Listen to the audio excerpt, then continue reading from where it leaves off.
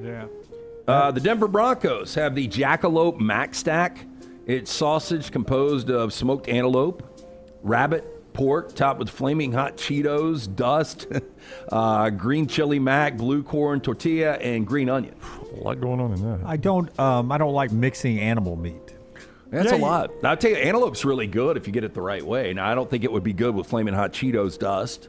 I'm just saying that if I'm throwing antelope and rabbit and all pork. that into one sausage, that's going to be probably a hard no for me. It's going to be a little gamey. Yeah, and then you throw in a lot of extra flavors on top of that. The Houston Texans have the hot honey chicken funnel cake fries, bed of funnel cake fries, white queso, chicken tossed in hot honey garlic sauce. So what makes them funnel cake fries? Like it's just funnel cake? There's no potato in it? Or is it potatoes that are wrapped in funnel cake batter? It's funnel cake.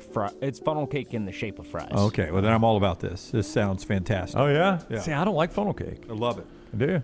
And finally, the Dallas Cowboys have Frito Sundae. Chunky Fritos, a delicious scoop of Bluebell homemade vanilla ice cream, cinnamon, sugar, then drizzled with caramel, chocolate syrup sprinkles, and topped with a cherry. Delicious. Looks It's like terrible. a salty shell is what that comes down Oh, to. I bet that would end up being really good. I'm not a Frito guy, but I don't like Fritos either. I bet that would help it though. This is almost like a stadium sopapilla. Like you don't have like a real great call. tortilla underneath all the ice cream and cinnamon and sugar. It's a great call. But you got a tortilla chip. It's a great call. Yep. And that is Trash Today, brought to you in part by our friends at Champy's. They bring you the final hour every day of the show. Champy's Chicken, Highway 119 in Alabaster. If none of that filled your diet, how about going by there and just eating the best fried chicken ever, including the hand-cut chicken fingers. They got great po' boys there. And don't forget the Mississippi Delta recipe tamales. The sides are in-house made. And, of course, the desserts as well. The Mississippi mud pies, all with Sterling and the crew at Champy's Chicken, champyschicken.com. And that's our show today as well. Don't forget Unlocked is starting here momentarily, where you can get Brock Hewitt and Lance Taylor. More football with them in a unique presentation of both the NFL and college football, coming up with Brock and LT. That presented by our friends at MyBookie. That's rolling your way in about 10 minutes. So have those alerts set and get ready to enjoy more football coverage. Until next time, God bless you and God bless America.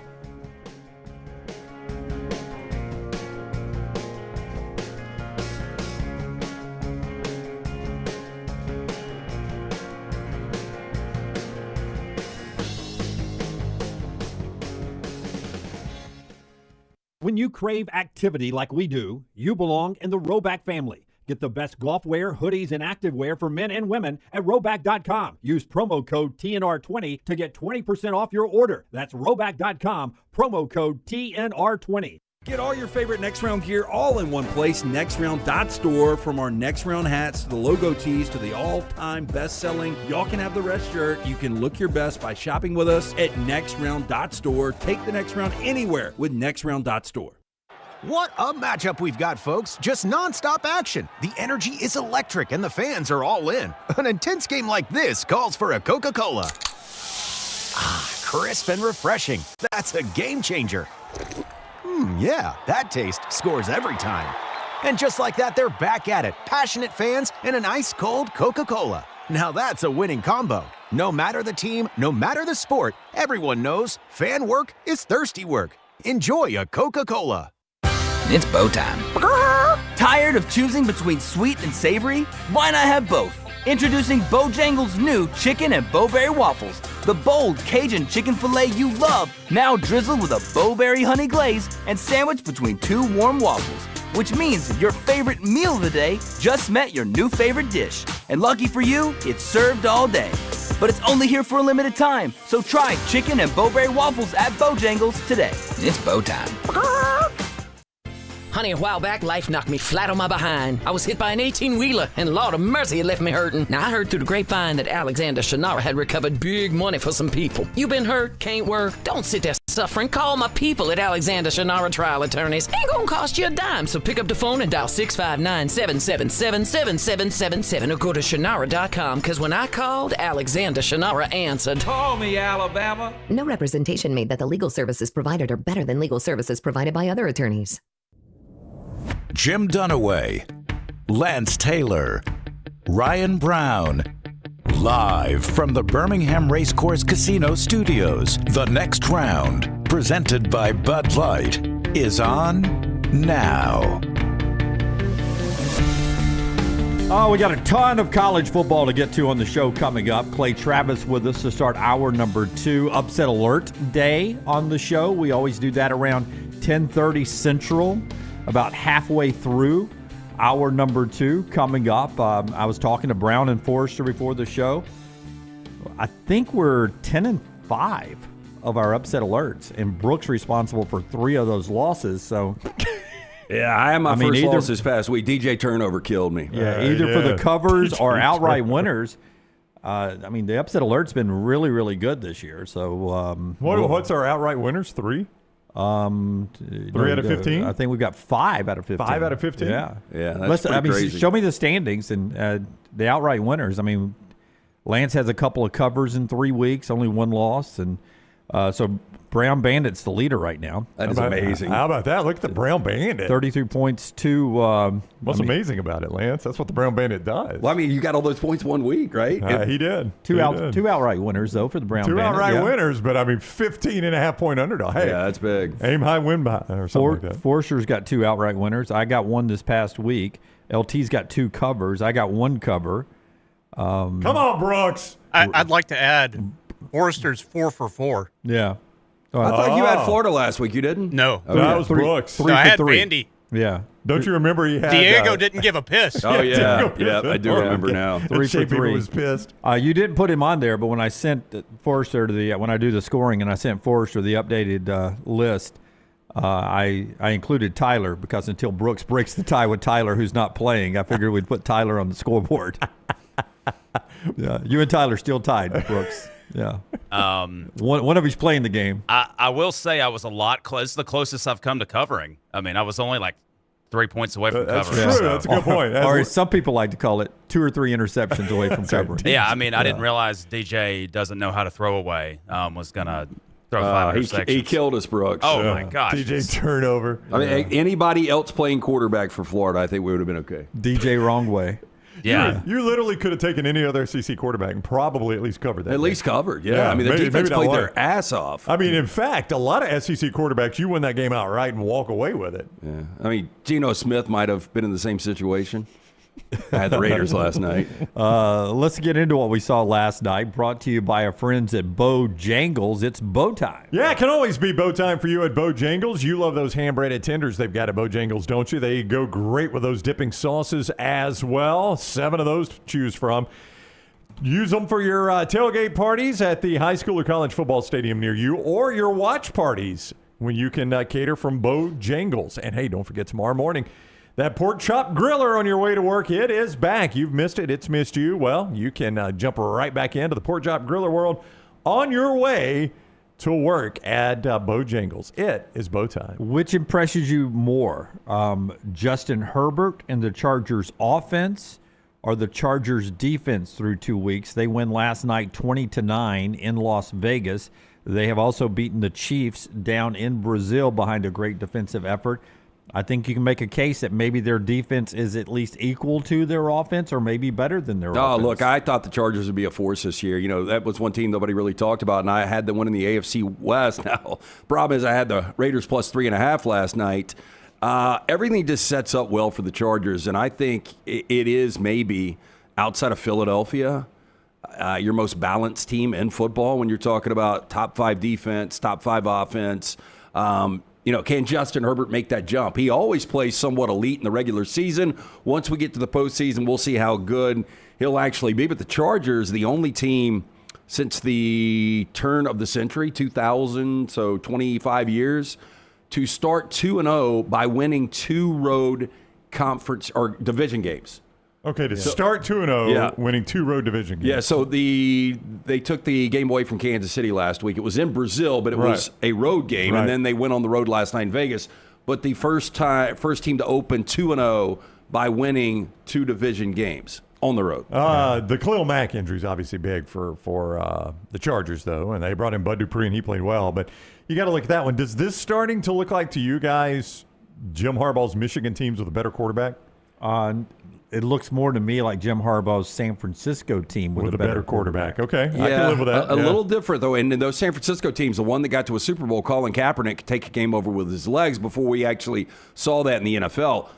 The only problem I see right now, and it's not, I don't think it's going to be a problem because I think the combination of Hampton and Harris in that backfield will be fine. But last night, they combined 16 carries, only 52 yards, about 3.5 yards a carry. Your leading rusher was Justin Herbert. You don't want that if you're the Chargers. Again, we saw that with the Chiefs. Their leading rusher is Patrick Mahomes. You're right. I mean, it's a little easier to digest with Patrick Mahomes. You do not want it with Justin Herbert. Through 2 games, though, Herbert is completing 72% of his passes, 560 yards in those 2 games, which doesn't overwhelm you. It's a nice little average. 5 touchdowns, no interceptions. That's against the Chiefs and the Raiders in the division now, and the Chargers are off to that 2-0 start. Later in the show, we'll come back to which 2-0 NFL teams do you think miss the playoffs and which 0-2 teams, if any, do you think make the playoffs. Also last night, Tampa Bay beats up on Houston 20-19. First time in franchise history Tampa Bay has won in Houston. They've only beaten a Houston team once, and that was in 1983 when they beat the Oilers at home. So they go on the road and win in Houston. And once again, just like in Atlanta, Baker Mayfield under 2 minutes leading a touchdown drive. Look, they're 12-2 their last 14 out as road dogs. And when they scored, and look, in that situation, you're down 5. I mean, Chubb's got to punch it in. It's not like you're going to kneel down on the 1 and try to burn clock, but I knew they scored too early. Because when you go against an elite quarterback in the NFL, and that's what Baker Mayfield has become, I knew it was going to be a problem. And I felt like the Bucs were going to go down with all 3 timeouts, and they were going to score a touchdown to be able to walk this thing off, and they did. Was Baker Mayfield liked at Oklahoma? Like just Oklahoma, I think he was. Oh, was he? Was he? I mean, not by Oklahoma people. I mean, just by your general fan. No.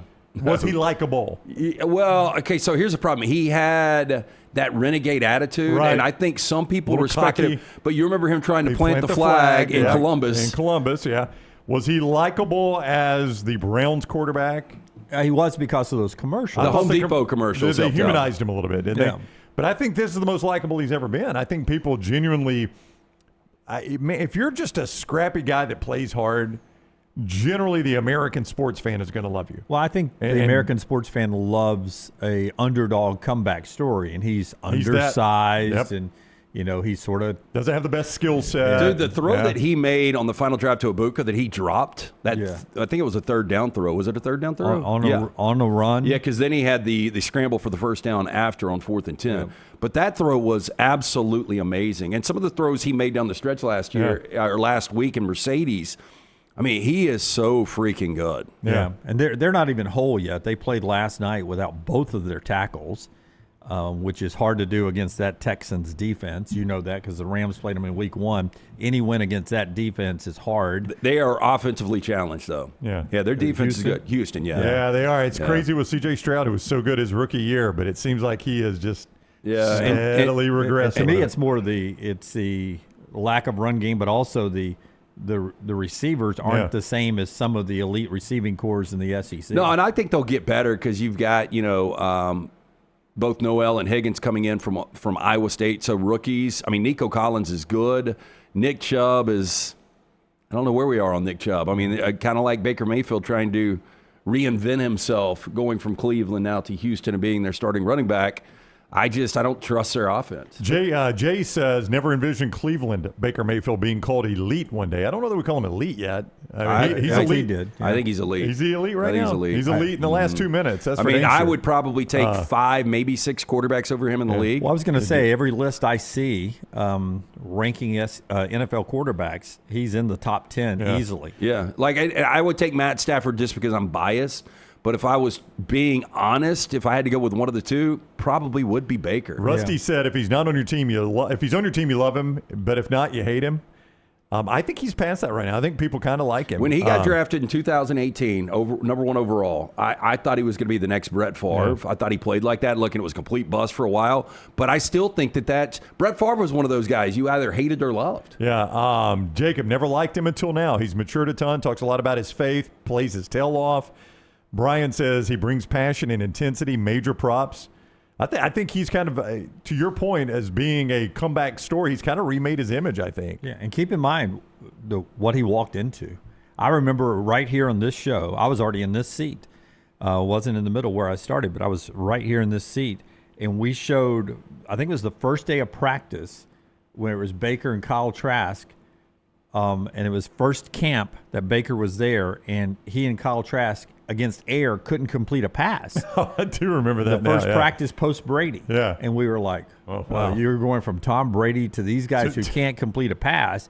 And then Baker wins the job, but more importantly, won the locker room and kept guys like Mike Evans, who future Hall of Famer, and all these others happy. And just a really fun guy to watch. Tampa Bay wins it for the 5th straight year. They're off to a 2-0 start. And what that means, really, the rest of the way, you can go 8-7 and be in the mix for a playoff on that final weekend. Yeah, 2-0 in a game up against the best team in your division. I mean, y'all are in a really good spot to start the year. And the way they won these games. The other best team in your division. In the last seconds. Both of them could have easily been lost. You could be 0-2 in a heartbeat. Yeah. So 2-0. I told Forrester, big Falcons fan, I feel like both of our teams are going to make the playoffs this year. I really do. I kind of lean that direction. Be interesting to see how this Mac Jones San Francisco experiment works out, and Sam Darnold can he keep it together for Seattle?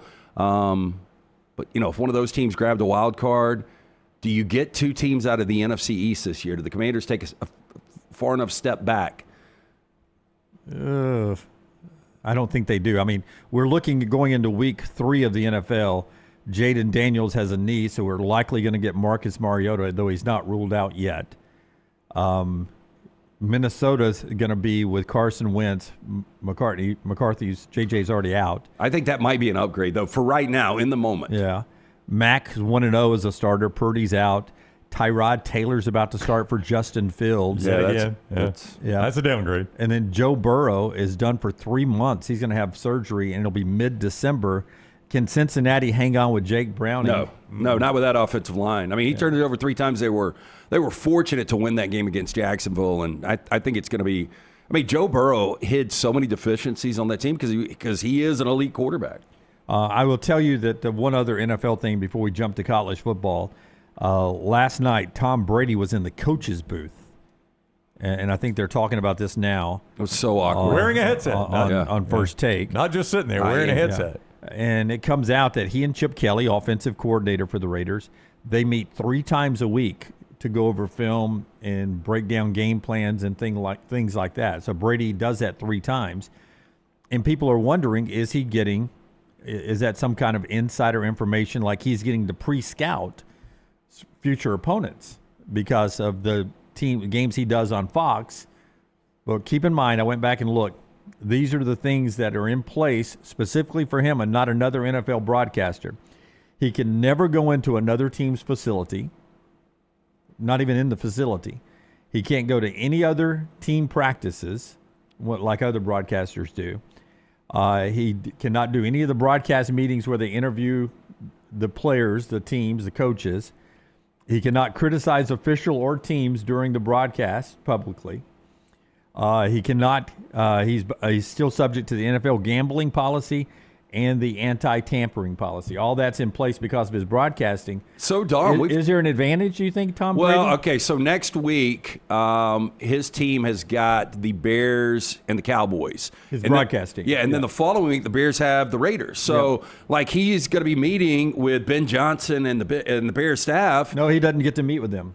Well, he can't meet in the facility. Yeah. No. He cannot be in any virtual or in-person calls with the opposing team. He does these broadcasts. I think you're wrong on that. I think it's optional for the other coaching staff whether or not they want to meet with him. Well, that may be up to the other coaching staff, but he is prohibited virtually or on site from meeting with the opposing team in broadcast meetings.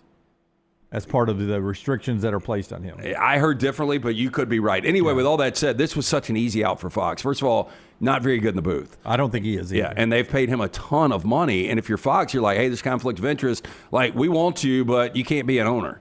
And if you're going to be an owner, then kick rocks. And it would be an easy way for them to get out of this contract. I mean, even the best of the best, if Troy Aikman had those restrictions on him, it would be much more difficult for him to do the job that he does right now. So you're suggesting this might be an advantage for the Raiders because he's looking at so much film? I'm not. Everyone else is going crazy. For instance, Dan Marino, who is part of the Miami Dolphins front office, meets regularly with Tua Tagovailoa. What is different about that?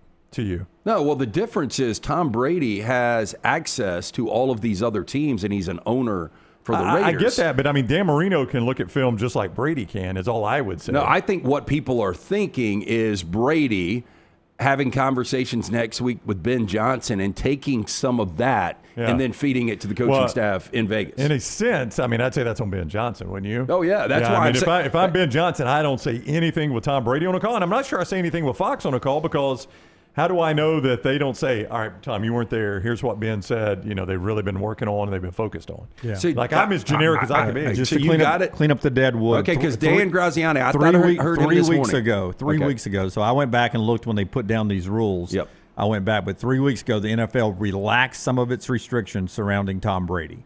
Brady, who is a partial owner of the Raiders, will have to attend the production meetings when a broadcast crew meets with the game's head coaches and key players remotely. Still not allowed to attend practices or meet with them inside the facility. And if I'm Ben Johnson or any of these coaching staffs, I'm just like, hey, look, I appreciate you got a job to do, but for us, it's more important about winning games, and we have a conflict of interest here, and we're not meeting with it. I'd be as generic as I could be. But Ben, what are you guys up to? We hope to run the ball tomorrow. Yeah, we need to not turn it over. Not turn it over. Maybe control the clock. Control what you can control. Let the main thing be the main thing. We will hope to go 1-0. Be where your feet are. Let's go 1-0 this week. I'd give Fox every coaching cliche I have. But who's his play-by-play guy? Kevin Burkhardt, who I really like. He's good dude. But even if Kevin Burkhardt goes to these meetings. That's what I'm saying. He can just go back and tell Brady, all right, you weren't there, but Ben said, they really feel like they've got the, Or if I'm Kevin, I'm just, I got one of these high tech on me. Well, I mean, a lot of times, I guess you don't record those meetings. But you do record a lot of interviews, but not those type of meetings. Do you give Kevin a pat down now? Kevin would need you to. So is there a little bit of an advantage? It didn't help last night, by the way. No. Like, I don't know what him and Chip, talked to Gino about. They need a meeting number 4 if they did 3. Yeah, they really did. It did not help last night. I don't know if it's going to be an advantage or not. It's something that, again, I think it's an easy out for Fox, but whatever. Raiders aren't going to be very good this year. Thought they'd be improved, but boy, they looked lost last night. Pete started looking old. Are they 0-2 or 1-1? 1-1. They're 1-1. Yeah, Pete got a win week. Birthday yesterday, 74. I know, but he started. Pete always looked younger than his age, but I noticed last night just looking at him, it looks like age catching up. Yeah, but he still is a young 74. Yeah, football life that puts years on you. Undefeated. All right, so we'll jump into college football now. The show being brought to you by a couple of our great sponsors. One of them is our friends at Storm Restoration Roofing. Don't forget Greg from Pell City, who wants to help you out with a variety of different ways. That includes some family-friendly financing that he's worked on and found available to you if you need that when it comes to paying your deductible or handling anything when it comes to your roofing repairs. But forget paying anything. He gives you a free, no-cost, no-obligation roof inspection when you call this number, 205-542-3531, 542-3531, or look him up on Facebook, Greg from Pell City, or go to the Storm Restoration Roofing website. Here's what Greg believes in. Family man, local, deep roots, locally owned for over 20 years. He and his wife run the company, and he tries to make this as simple and easy as possible for you, the family member. That's why he gives you the free no-cost roof inspection. And then he can handle anything from full roof replacements to roofing repairs, storm damage. He even has a business license to where he can do some small roofing repairs if that is needed for you. It's all under one roof, and that's Storm Restoration Roofing. 205-542-3531, A-plus rated. Storm Restoration Roofing, Greg from Pell City on Facebook. And our friends, MyBookie, mybookie.ag, getting us into college football where I have told you guys. Oh, you've said it. Go ahead and tell the public, Jimmy. The easiest weekend so far. I've got 1, 2, 3, 4, 5, 6, 7 winners that maybe I'll throw out at the end of the show today. I don't know. Maybe I will, so that everyone can win. Oh yeah, you want the world to win, right? Yeah. MyBookie.ag says take Dunaway 7 winners. Well, I would say that Lance usually likes to know which ones I feel really confident about. Yeah, I'll write these down. I will tell you, the college football Saturday has been a struggle. 2 of the last 3 weeks.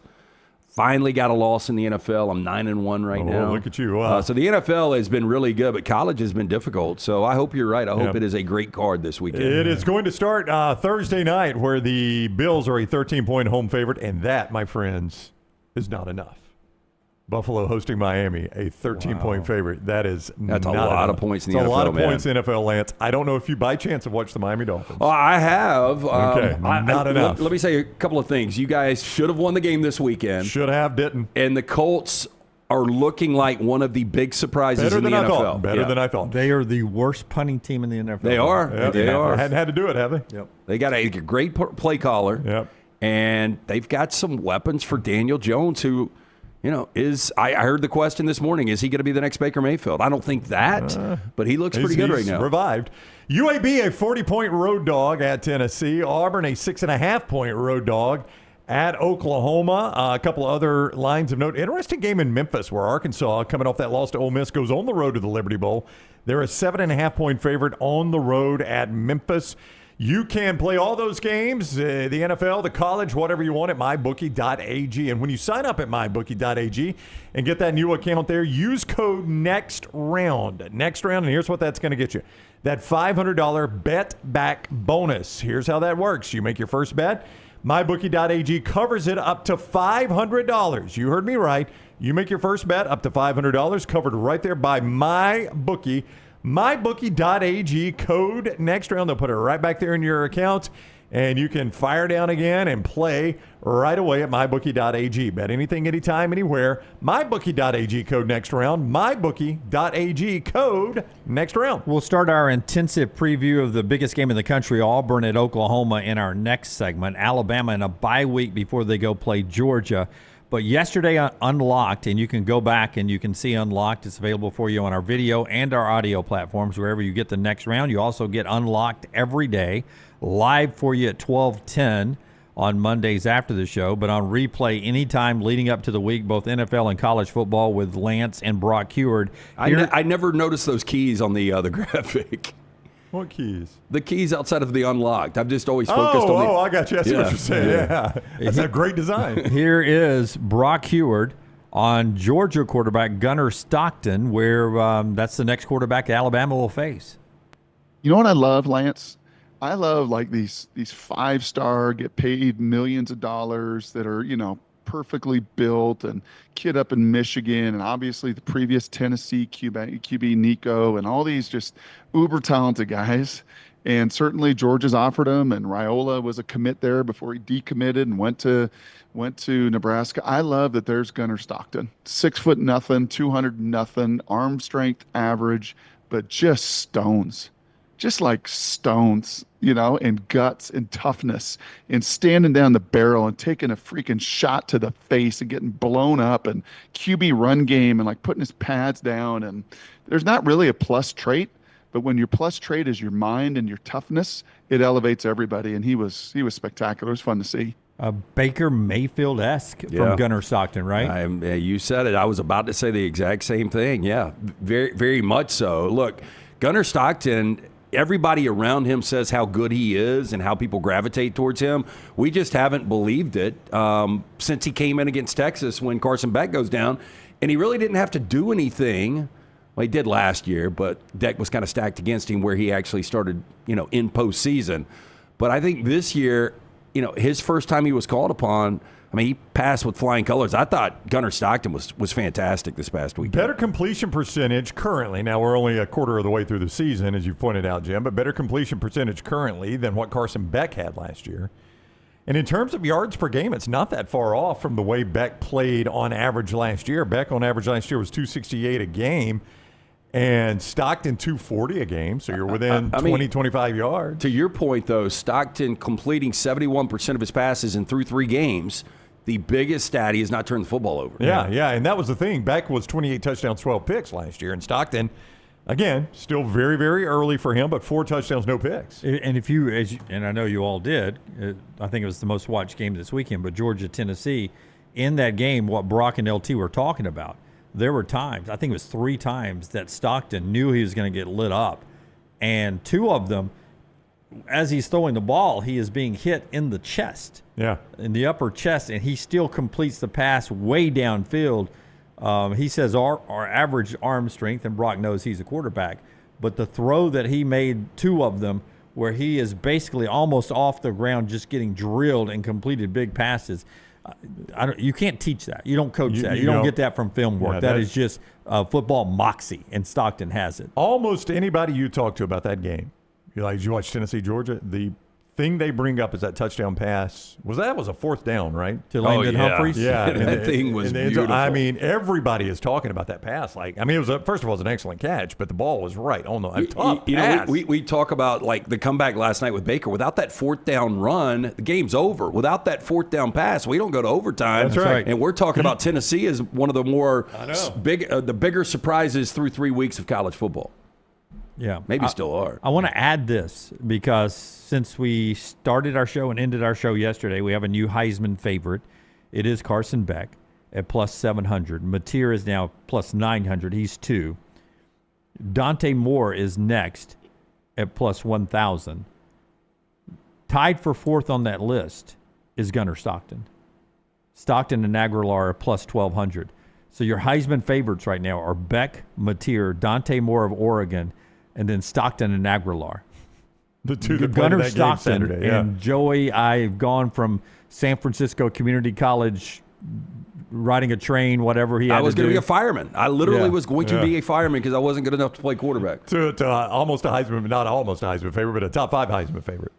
And I mean, it's a heck of a story. Some of these Georgia quarterbacks, you guys remember Joe Cox. Yeah. Just the most unassuming guys. If you saw him in a mall, there is no chance you'd be like, that is an SEC starting quarterback.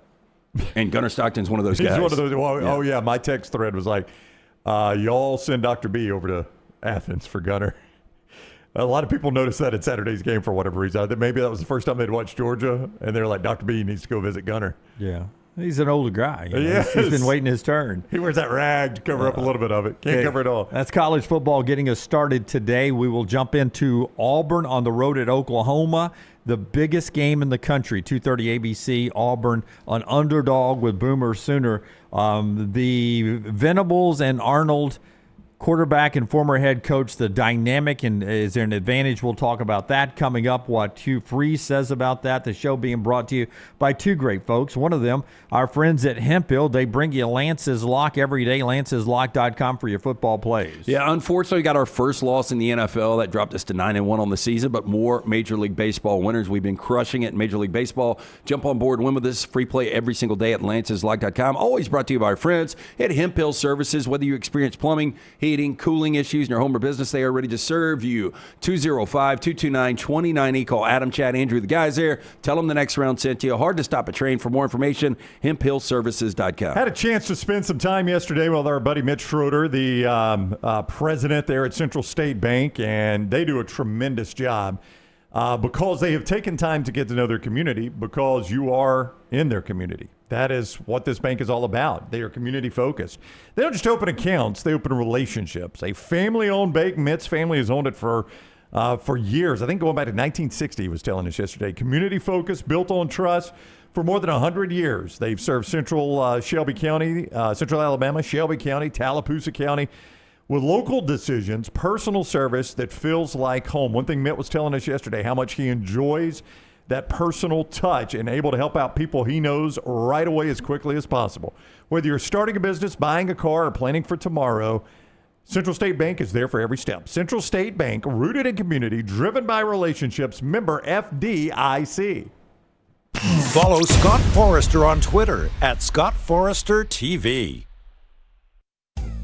Have you been injured in an 18-wheeler accident, company truck accident, car accident, or work-related accident? Call Alabama's largest personal injury firm. Alexander Shannara Trial Attorneys will fight for every dollar you deserve, and it won't cost you a dime. Trust me.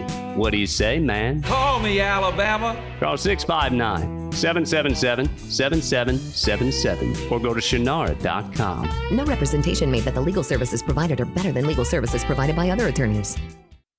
What a matchup we've got, folks. Just nonstop action. The energy is electric and the fans are all in. An intense game like this calls for a Coca-Cola. Ah, crisp and refreshing. That's a game changer. Yeah, that taste scores every time. And just like that, they're back at it. Passionate fans and an ice-cold Coca-Cola. Now that's a winning combo. No matter the team, no matter the sport, everyone knows fan work is thirsty work. Enjoy a Coca-Cola. Hey, Lance Taylor from the Next Round to tell you about one of our favorite places for breakfast, lunch, and dinner. That is Hamburger Heaven since 1982. Hamburger Heaven has been serving Birmingham's best hamburgers, cheeseburgers, French fries, hand-spun milkshakes, and sandwiches made fresh to order. All of their ingredients are fresh and prepared daily. This includes their beef, always fresh, never frozen, hand-pattied each and every day. For breakfast, lunch, or dinner, visit any of the 4 locations, Highway 280, Irondale, Gardendale, and Homewood. This hour of The Next Round is presented by the Birmingham Racecourse Casino, now featuring 7 days of giveaways with your chance to win a share of up to $125,000. The more you visit the Birmingham Racecourse Casino, the more chances you have to win. Catch up on all of today's Next Round on demand through the podcast platform of your choice. Apple, Spotify, iHeart, or Google Podcasts. Wherever you listen, always like, follow, subscribe, and turn on automatic downloads so you never miss any part of the Next Round. Hey, let me tell you about our friends at Urology Centers of Alabama. Compassionate and comprehensive urological care with 35 physicians, 17 locations across Alabama. Their patient-centered approach to all of your urological needs. Remember, they've got that new men's health center. It is beautiful, helping men with a wide range of sensitive male issues in a comfortable environment. You can always go online, visit urologycentersalabama.com, schedule an appointment with one of their many urologists today. Never miss anything from the Next Round when you listen on demand through the podcast platform of your choice. Apple, Spotify, iHeart, or Google Podcasts. Wherever you listen, always like, follow, subscribe, and turn on automatic downloads so you catch every part of the Next Round. Listen anywhere in the world at any time on the Next Round podcast feed and support the show by following, subscribing, and turning on automatic downloads on any podcast platform. Thanks for always making the Next Round a big part of your day. Hey, Lance Taylor from the Next Round to tell you about my friends at Michelson Laser Vision, located conveniently UAB Highlands. Almost 20 years ago, I went in for the procedure. Only took 12 minutes for both eyes. When I went in, I had 2200 vision. I was legally blind. Now I have 20/15 vision, still 19 years later. Make the call today. Schedule a hassle-free consultation. 969-8100. Dr. Mark Michelson, Dr. Jen Michelson, Michelson Laser Vision. Make sure you tell them the Next Round sent you. 969-8100 or MichelsonLaserVision.com. It's bow time. Tired of choosing between sweet and savory? Why not have both? Introducing Bojangles' new chicken and bowberry waffles. The bold Cajun chicken filet you love, now drizzled with a bowberry honey glaze and sandwiched between 2 warm waffles. Which means your favorite meal of the day just met your new favorite dish. And lucky for you, it's served all day. But it's only here for a limited time, so try chicken and bowberry waffles at Bojangles today. It's bow time.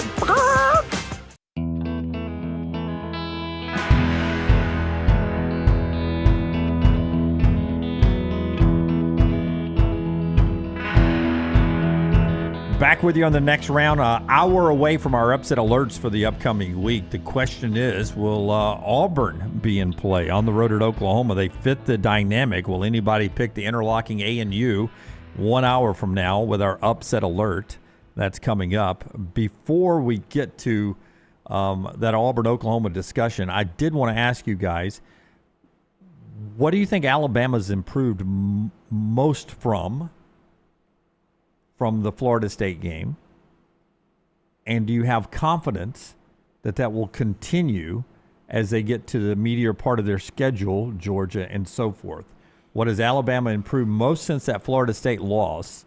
And do you think it continues when the competition ramps back up in Athens 2 weeks? Well, I mean, it's obviously Ty Simpson. I mean, I didn't think Ty was bad in Tallahassee, but he has been unbelievable the last 2 weeks. And look, competition, pressure, smaller windows. I mean, a lot of things are going to change in 2 weeks. But I would go Ty 1, and then what I saw from that pass rush against Wisconsin 2. Do you still trust Ty when he gets to the competition ramped up, though? That's the second part of the question. I do, yeah. I do. I mean, I don't get to watch the Coaches 22, which is where you can find some of this, but I would say effort. Like, there was an obvious lack of effort in that Florida State game, and to Bray Hubbard's credit, he called himself out, and I'm sure there were some guys that didn't get in front of a microphone and called themselves out and took ownership of it. And because Bray did that publicly, I think everybody was paying attention to him against Wisconsin. He's a different player, but I have not watched Alabama. Now, look, the ULM game, I was casually observing that, but I watched every play Saturday. I have not seen effort issues for Alabama in those next two games. Do I think that can keep up? Boy, I don't know how it couldn't. I mean, how could you go? Now, here's how this goes though with fans. You know what I've started hearing this week, and I'm not saying this is wrong, but I am saying it's just funny the way we try to rationalize things in our mind as fans. Maybe that Florida State thing was the best thing that could have happened to us.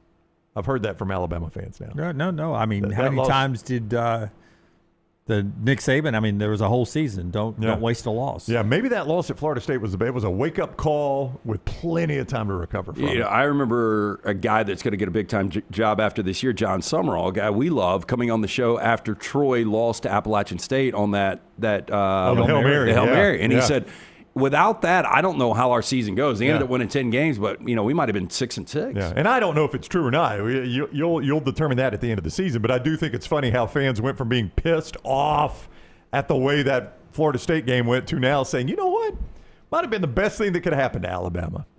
Only time will tell, as the old saying goes, if it's the best thing that happened to Alabama. But I do think, Jim, to answer your question, ultimately, effort has been much, much better for the Crimson Tide, it seems. Yeah, eventually, though, Florida State's going to start playing football games again. And, well, they got Kent State this week, so I don't know when that's going to be. Yeah, but eventually they got Miami next week. Yeah, that's right. And that's when maybe people are like, that Florida State loss doesn't look so bad anymore. I will say this about the effort thing, and I tried to say this, in all the noise after they lost at Tallahassee.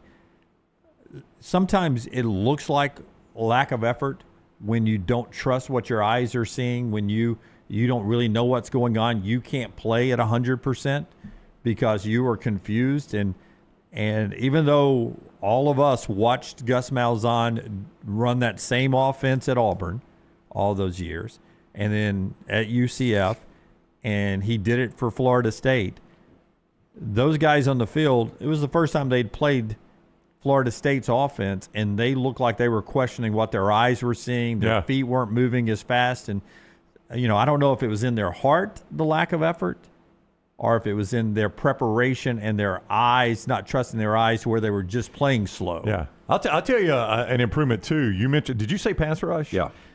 I don't know if you were able to see this at the stadium, but they showed a really good replay on this. Quay Russaw, when he beat that tackle one time, and it was just a good NFL move. Like, he gets outside the tackle tries to reach out, and he swats that hand down so quick. And we heard he was going to be a handful this year. Yeah, but that looked like an NFL pass rusher, didn't it, when he swatted that hand? I mean, just so there are some small things that you can look at and say, okay, that's definitely an improvement over Florida State. I mean, the talent looks to be really good. Always great talent. Our friends at the Pan Store. Great locations for you Alabama Auburn fans. I mean, I think I'm right about this. Even in like the state of Mississippi, you can get the Pan Store in Oxford, Mississippi. There's all these brick and mortars, but unbelievable. If you just go to their website, panstore.com, you can order great stuff anywhere in the world that you get our show. And here's the best thing about it. I love on TikTok where everybody's giving me their outfit of the days. I'm joking. I don't really love that. You don't like the OOTD? But I get them all the time, and I got a kick out of it because I say the Pan Store a lot, and I think the little spy in my phone hears me say the Pan Store a lot here on the show, so I get some Pan Store stuff sent to my TikTok algorithm. And as I said yesterday, there was this one outfit of the day of these group of 4 going to the Alabama game, 2 dudes and 2 girls, and 80% of the stuff they were wearing was Pan Store gear. And it's perfect gift time coming up the holidays. If you've got a college age son or daughter, or if you're going to the game, no matter what your age is, Pan Store's there for you. Bama and Auburn polos and hats and quarter zips and all the name brands that they love: Horn, Legend, Cutter and Buck, Antigua, Gentile. For all the Tide fans and Auburn fans out there, it's the Pan Store. And ladies as well, man. Don't forget, you can get those white sneakers, the platforms, the fall boots, the rompers, that perfect dress this fall. And with free alterations and free gift wrapping, go online, panstore.com, panstore.com. All right, Auburn at Oklahoma. I said it was the biggest game in the country. I know it's 2:30. It's on ABC, and for some reason, ABC, ESPN chose to take game day to Miami, probably because they'll be at the Red River Shootout. And you've already been to Oklahoma once with Oklahoma, Michigan. That's right. Already been to Oklahoma There'd be a once. lot of Oklahoma in the first half of the season. I think you could have gone another direction, though. Yeah, Miami, Florida, Miami. So Fowler and them will be on the Miami call, I'm sure. Prime time. Yeah, I would assume Fox is in Bloomington. No, Fox is in they're in Waco. Salt Lake. No, Salt Lake. Yeah, you're right. Yeah. Well, then they could have gone to Bloomington. I mean, you've got a top 15 matchup right there. In Illinois and Indiana there. But, with their SEC ties, and, Auburn, Oklahoma is the biggest game at 2:30. I assume that'll be the Sean McDonough, Greg McElroy game on ABC. But it's 22 versus 11 in the AP rankings. But this is getting played up a lot like it's Jackson Arnold in his return to Oklahoma. And Oklahoma fans are playing it up that way, too. Here's Hugh Freeze on Jackson going back to Norman yesterday in his news conference, and he tells a story about him returning to Ole Miss for the first time. Well, the good thing is I've had personal experience with that. I've had to go back in a place where that I enjoyed coaching and won some games, and had to go back in there and take another team in and play. And that whole week, it was a challenge for me not to think about some of that. I know the same will be true for Jackson, but he's very mature, and he does not he doesn't give any credit to any noise or talk. I mean, he's a pro. We all understand that people might cheer for him, boo him, whatever it is, but I think he's mentally strong and is more about preparing. And my advice to him is, man, just keep the focus on our team. And that was my advice to myself. It's not about you. It's not about me. It's about our team preparing to go in to play. I don't know what they're ranked now, but I think they're a top 10 team. So that's where the focus needs to be, and all the rest will subside at some point, and it will be about what we did on the field. The awkward reunions for Oklahoma have not worked out. If you go back to Heupel, his return last year with Tennessee. Got thumped. Yeah, so if you're Auburn, you're hoping it plays out exactly like that. Yeah, I don't know what the reaction will be. I mean, I think every Oklahoma fan feels like they upgraded, right? Oh, yeah. I mean, there's an Oklahoma fan out there that right now, and it's not meant as disrespect to Jackson Arnold, it's just what I'm saying. It's true. There's not an Oklahoma fan that would trade to get Arnold back for Mateer. I mean, they love John Mateer, obviously. I guess, though, when a guy chooses to leave you, you're going to feel rejected by that, no matter how well you turned out. Well, let me ask you, though. Ty Simpson has never, ever, ever worn the Georgia uniform. You think when he goes to Athens, anybody's going to be cheering for him? No, I just don't know. You're right. How much worse could it be? Yeah, I don't know what the difference is in the SEC on the road. They hate you. Yeah, that's a good point. They hate you whether they knew you or didn't know you, but they hate you. But you are right. Oklahoma fans feel like they've got the upgrade. And if you're a true football fan, if you're an Oklahoma fan, and you look at Jackson Arnold, I mean, he played with one hand tied behind his back last year. He did, and I haven't seen him say anything. Maybe I've just missed it. I haven't seen him say anything particularly divisive or incendiary against Oklahoma. I haven't seen it yet. Yeah, I mean, he's a guy that doesn't really do a whole lot of media. And he gave them a good big win to hang their hat on last year. Yeah. It was because of him they beat Alabama. But you're right. I mean, you're going to get booed no matter what if you're the road quarterback in the Southeastern Conference. I think your bigger concern, less than hearing about the noise and hearing all that, is if he – there's a fine line between playing with something to prove and it being positive and playing with something to prove and it being negative. That's right. You got to handle the headspace. That's right. But I asked Luganville on Monday Morning Live here on whether or not,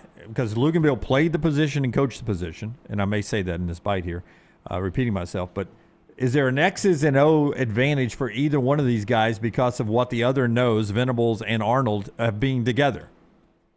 Is there an advantage? You've coached it, you played it. When you know the other coaching staff and they know you, is there an advantage, disadvantage for one side or the other? I think there may be a slight advantage that would weigh in Auburn's favor because obviously terminology. Some of that may change, obviously, this week for obvious reasons. But you also know a lot of the things that Brent Venables wants to try to do to affect you post-snap.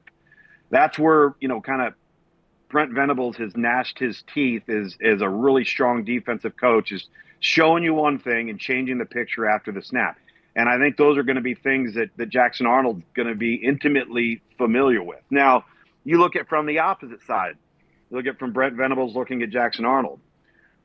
Brent Venables didn't necessarily get to see Jackson Arnold with all of the personnel that Oklahoma is playing with now. Remember, that first 6-7 weeks of the season last year, all of those guys went down to injury. They weren't very good in the offensive line. They couldn't run the football, and all of the wideouts were hurt. So I'd be willing to bet that Brent Venables is probably saying, we didn't get to experience the best of Jackson Arnold because of our circumstances a year ago. So what he's now going to base his assessments off of are the last 3 weeks, because that's the Jackson Arnold that's playing right now. I don't think he can base his assessments off of a performance last year that was not ideal for anybody on the Oklahoma offense.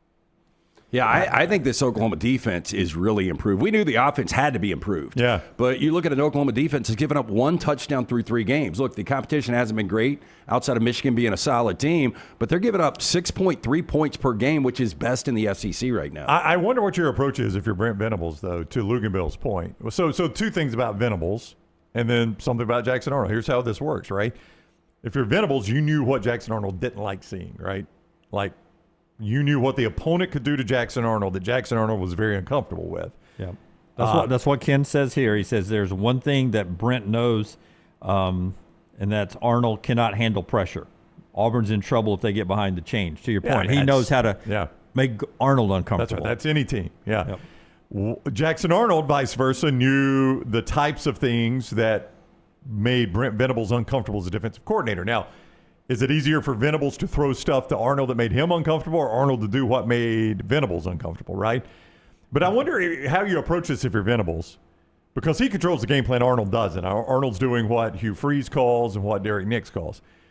But if you're Venables, do you approach it do you just coach your normal game, or do you approach it this way, like Luganbill was saying, Venables is good at showing one thing, doing another, or does Venables say, that's exactly what he thinks I'm going to do? That's right. So I'm going to show one thing and keep doing that. I'm going to show one thing and I'm going to do it because he thinks I'm going to show and do another. I don't know if you can get out of your comfort zone like that, though, Lance. Yeah, I don't either. And I wonder, a lot of it depends on how talented Venables thinks Jackson Arnold is. Right. And I think we still all don't know. I think he's going to ultimately be a good quarterback. He's been a little more impressive with the legs than the arm. Brent Venagoat, let you know who he's a fan of. Okay. Brent Venables, the GOAT. Right. Brent Venagoat says, we're a little away from that. Arnold has 4 completions of 20-plus yards. Meaning Auburn's, wide receivers are absolutely none and void with Arnold throwing the ball. Do you believe that to be true or not? Not yet. I don't either. Yeah. Well, we hadn't had to see it. I mean, look, they had a great game plan for Baylor. Did exactly what they needed to do to win that game. And my final note on this contest, Brown, no matter how much Brent Venables knows Jackson Arnold and how much he can X and O him up, what is the one thing that bothered Kirby Smart and Nick Saban defenses? A running quarterback, because inevitably these aren't design runs. That's freelance. That's off script. Yep. You can't game plan for something that I don't even know what I'm going to do myself yet. And on top of that, they were such heavy man teams. You had your back to the quarterback a lot. That's why Baker Mayfield was able to make that run last night. That's right. You call it Houston in man, and nobody's looking at the quarterback. Once you avoided the pressure, Baker was able to run. Same way with Arnold. Yeah. I can have the play perfectly designed and schemed up and covered, but then if he freelances and goes on the run, you can't coach that. You can't coach that. But on the other side, Mateer is as good as Arnold's been with the legs. Mateer is a much better running quarterback than Arnold is. But I do want to go back to what Brent Venagoat said there just a second ago, Jim. Eric Singleton and Cam Coleman are tied for 26 in the SEC in receiving and yards per game. Now, again, is this a function of Auburn hasn't had to throw, or Auburn's pass offense just isn't good enough? We'll see. I mean, we're going to know in 4 weeks, because for these next 4 weeks, Auburn can't line up with the same game plan and win. And listen, I know Hugh Freeze knows that. I'm not saying something like Hugh Freeze thinks they can play exactly like they played against South or Baylor and win this game. He knows you got to be much more multiple. You got to be much more balanced throwing and running the football to have any success in these next 4 games against really, really difficult opponents. One more thing, and then the viewing menu show being brought to you by our friends at Odie's. Tell us about the great folks at Odie's. Tomorrow night, we will be out there every Wednesday night, the original location in Crestline for Odie's Team Trivia. Get there a little early, enjoy the great food from Rodney Davis. Great place to watch all of the college football action inside or outside on that great patio.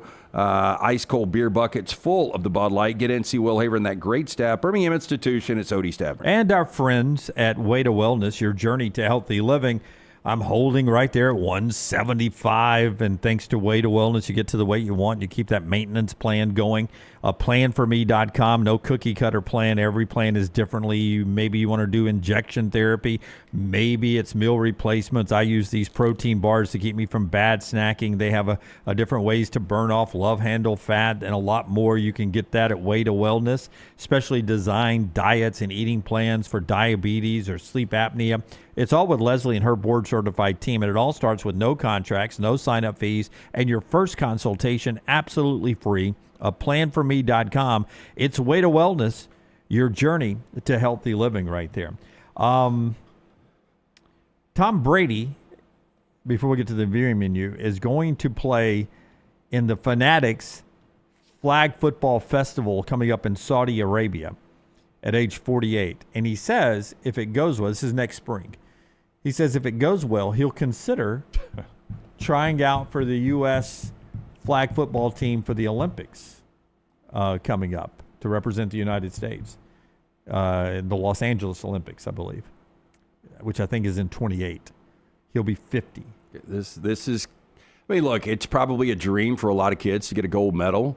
What's going to be tough for whoever's putting this thing together is to tell Tom Brady no. Honestly, we're going to go with Tony Simmons from Topeka, Kansas. Yeah, but he would be a much better flag football quarterback than Tom Brady was. That's the fact of the matter. And I don't think, and much like I used to love when we did our flex using the amateurs to beat up on the world in basketball. And then once we did the dream team, I think we all agree, hey, look, we showed you how good we can be. I just don't think we need to send a bunch of NFL legends out to get the gold. You send your best flag football team out, and they will whip whoever's out there.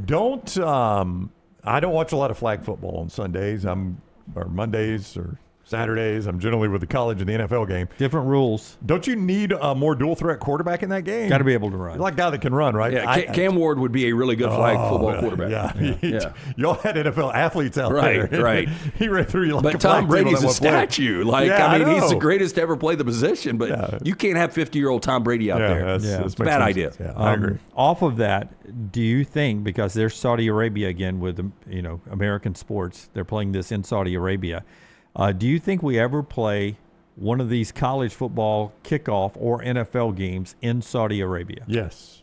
I mean, it wouldn't surprise me, but I'm telling you, Chris Kleiman, and I haven't heard it yet. Have you guys heard it? But if there is an excuse on why we've lost all of these one-possession games, we just couldn't get back acclimated after going to Ireland. It's an easy excuse, but I think there might be something to it. I mean, Iowa State got acclimated just fine. That doesn't make any sense. I mean, I know what he's saying there, but I explain Iowa State now. Well, you say that. They're 4-0, but they haven't looked good. Well, they beat Iowa in a one possession. I mean, they've beaten Iowa, which is better than any team Kansas State has played. Yeah, no, they have. And they were sloppy in their other game. They're 4-0. They're the only 4-0 team. They beat whoever the next FCS was. I think it was South Dakota. I think they beat them like 52-14. Then they beat Iowa by a point. This past week they were on the road at Arkansas State. The Tarleton State loss was one thing, but I think Army is better than they played that night. Better than Iowa, though, you think? No, and I'm not saying that. I'm saying Army would be able to play with Iowa. I do think that Arizona is right there with Iowa. Okay. Yeah, 24-16 at Arkansas State. At Arkansas State. Now, that's puzzling because Arkansas had just destroyed Arkansas State in Little Rock. Anyway, my whole point there is if I am a Power 4 head coach, no thank you. Like, why do I need to showcase my program in Saudi Arabia or Ireland or anywhere else? Yeah. I'm not taking one of those. Money. Yeah, I mean, I guess some of these programs have to be supplemented, but if I'm a big-time program that doesn't need it. Well, look, I mean, you got basketball programs that go out and play in that thing in Vegas simply because of the money, right? The NIL money. That's 3 games. So if you're out there a week. If Saudi Arabia came to, I'm not even going to use university names, but if they came to State U and other State U and said, we'll give you $25 million apiece to come play this game, how are they going to say no? If you're getting $7 million to play in Ireland, we'll give you 24. Yeah, I'll move to Ireland for that. Yeah. Never come back. I would too. That gets us to before we get to our Michelson viewing menu, I want to remind you that our friends at Breakline gives you unbelievable eyewear right now. Hey, you won't need these in Ireland. Is it sunny today? It's sunny today. I see the sun through the offices over there across from the studio. Beautiful and sunny out, and it'll be sunny coming up Saturday or Friday evening as you head to the high school stadiums, Saturday at the college football stadiums. Look great when you go to the stadiums and all the time with our friends at Breakline Optics. And you can save right now on glasses like these at Breakline Optics. TNR30 saves you 30%. TNR30 is the code right now to save 30% at Breakline Optics. These glasses, they are built to last. I tell you all the time, you just cannot break the lenses. We've tried out in the back parking lot, beating those things into the pavement. We could not break them. They are built to last because they are made by people that love to be outdoors, people that are on our waterways, on the golf course, hunting, fishing, all those things. They built glasses where those elements don't damage the glasses. And again, the lenses, they are so durable, you cannot break them. BreaklineOptics.com, code TNR30. BreaklineOptics.com. Save right now with code TNR30. 30% off your next order at BreaklineOptics.com. Speaking of eyes, Michelson Laser Vision, best in the business. Dr. Mark Michelson, the first to perform the laser procedure back in 1995. I got the procedure done in 2003. Still have 2015 vision, better than 2020. Make the phone call that I made, 205-969-8100. Very important. Ask for Amy. Tell her the next round sent you. They are going to hook you up with a hassle-free consultation. You have zero to lose to find out if LASIK is right for you. 205-969-8100 or michelsonlaservision.com. Now, maybe it was because it was after the Chargers game last night. But I was going to sample episode 1 of Foundation that I brought up on the show yesterday, Apple TV. So let me see the previews before I decide whether I want to stay up into the wee hours of the morning to watch this episode 1. And it was a lot of spaceships flying around and stuff, so I opted no. So I may not even start Foundation. It seemed to be I didn't like the trailer at all. Tyler, before you get to this, and it's one of these one-offs on Netflix, The Catfish, High School. Oh, I saw that teased after Charlie Sheen. Okay, I'm not going to give it away. So you watched it? Yeah, but the person that is responsible, if they have an award for the worst person in the world, Island-worthy? Island-worthy, 1,000%. Right. So it's good. It's a true story. So you find out halfway through. Have you seen it, Tyler? I haven't seen the documentary, but I knew the story. I didn't know the story. So halfway through, they tell you who the particular person is or persons. Yeah. And then so the back end of it, I could do without that. But you were so infuriated, or at least I was. I mean, it blew my mind. It's absolutely insane. Yeah, but Definitely Island-worthy, go 100%. Check that out and don't look at any. Don't look at anything. Yeah, okay. Go in totally blind. All right. On today's viewing menu, I've got The Long Walk. I had it on there last week, and I saw it over the weekend, and it's fantastic. I thought it was really well acted. It's got a lot of suspense, and if you're looking for just a solid, suspenseful drama, I'd recommend it. Let me ask you this. Do you think both Weapons and The Long Walk could be sleeper Best Picture nominees? Weapons, yes. Long Walk, I'm not sure. Okay. I could see some nominations for David Johnson for The Long Walk. Okay. He's really good. We've also got a new movie hitting rentals today. It was a movie I wanted to go see last year, but it just never came here because we're not one of those markets that gets all these little indie movies that don't get shown anywhere else. It's called Secret Mall Apartment. It is about 8 Rhode Island students using a busy mall and creating a small secret apartment within the mall, and they lived there for a few years and filmed everything.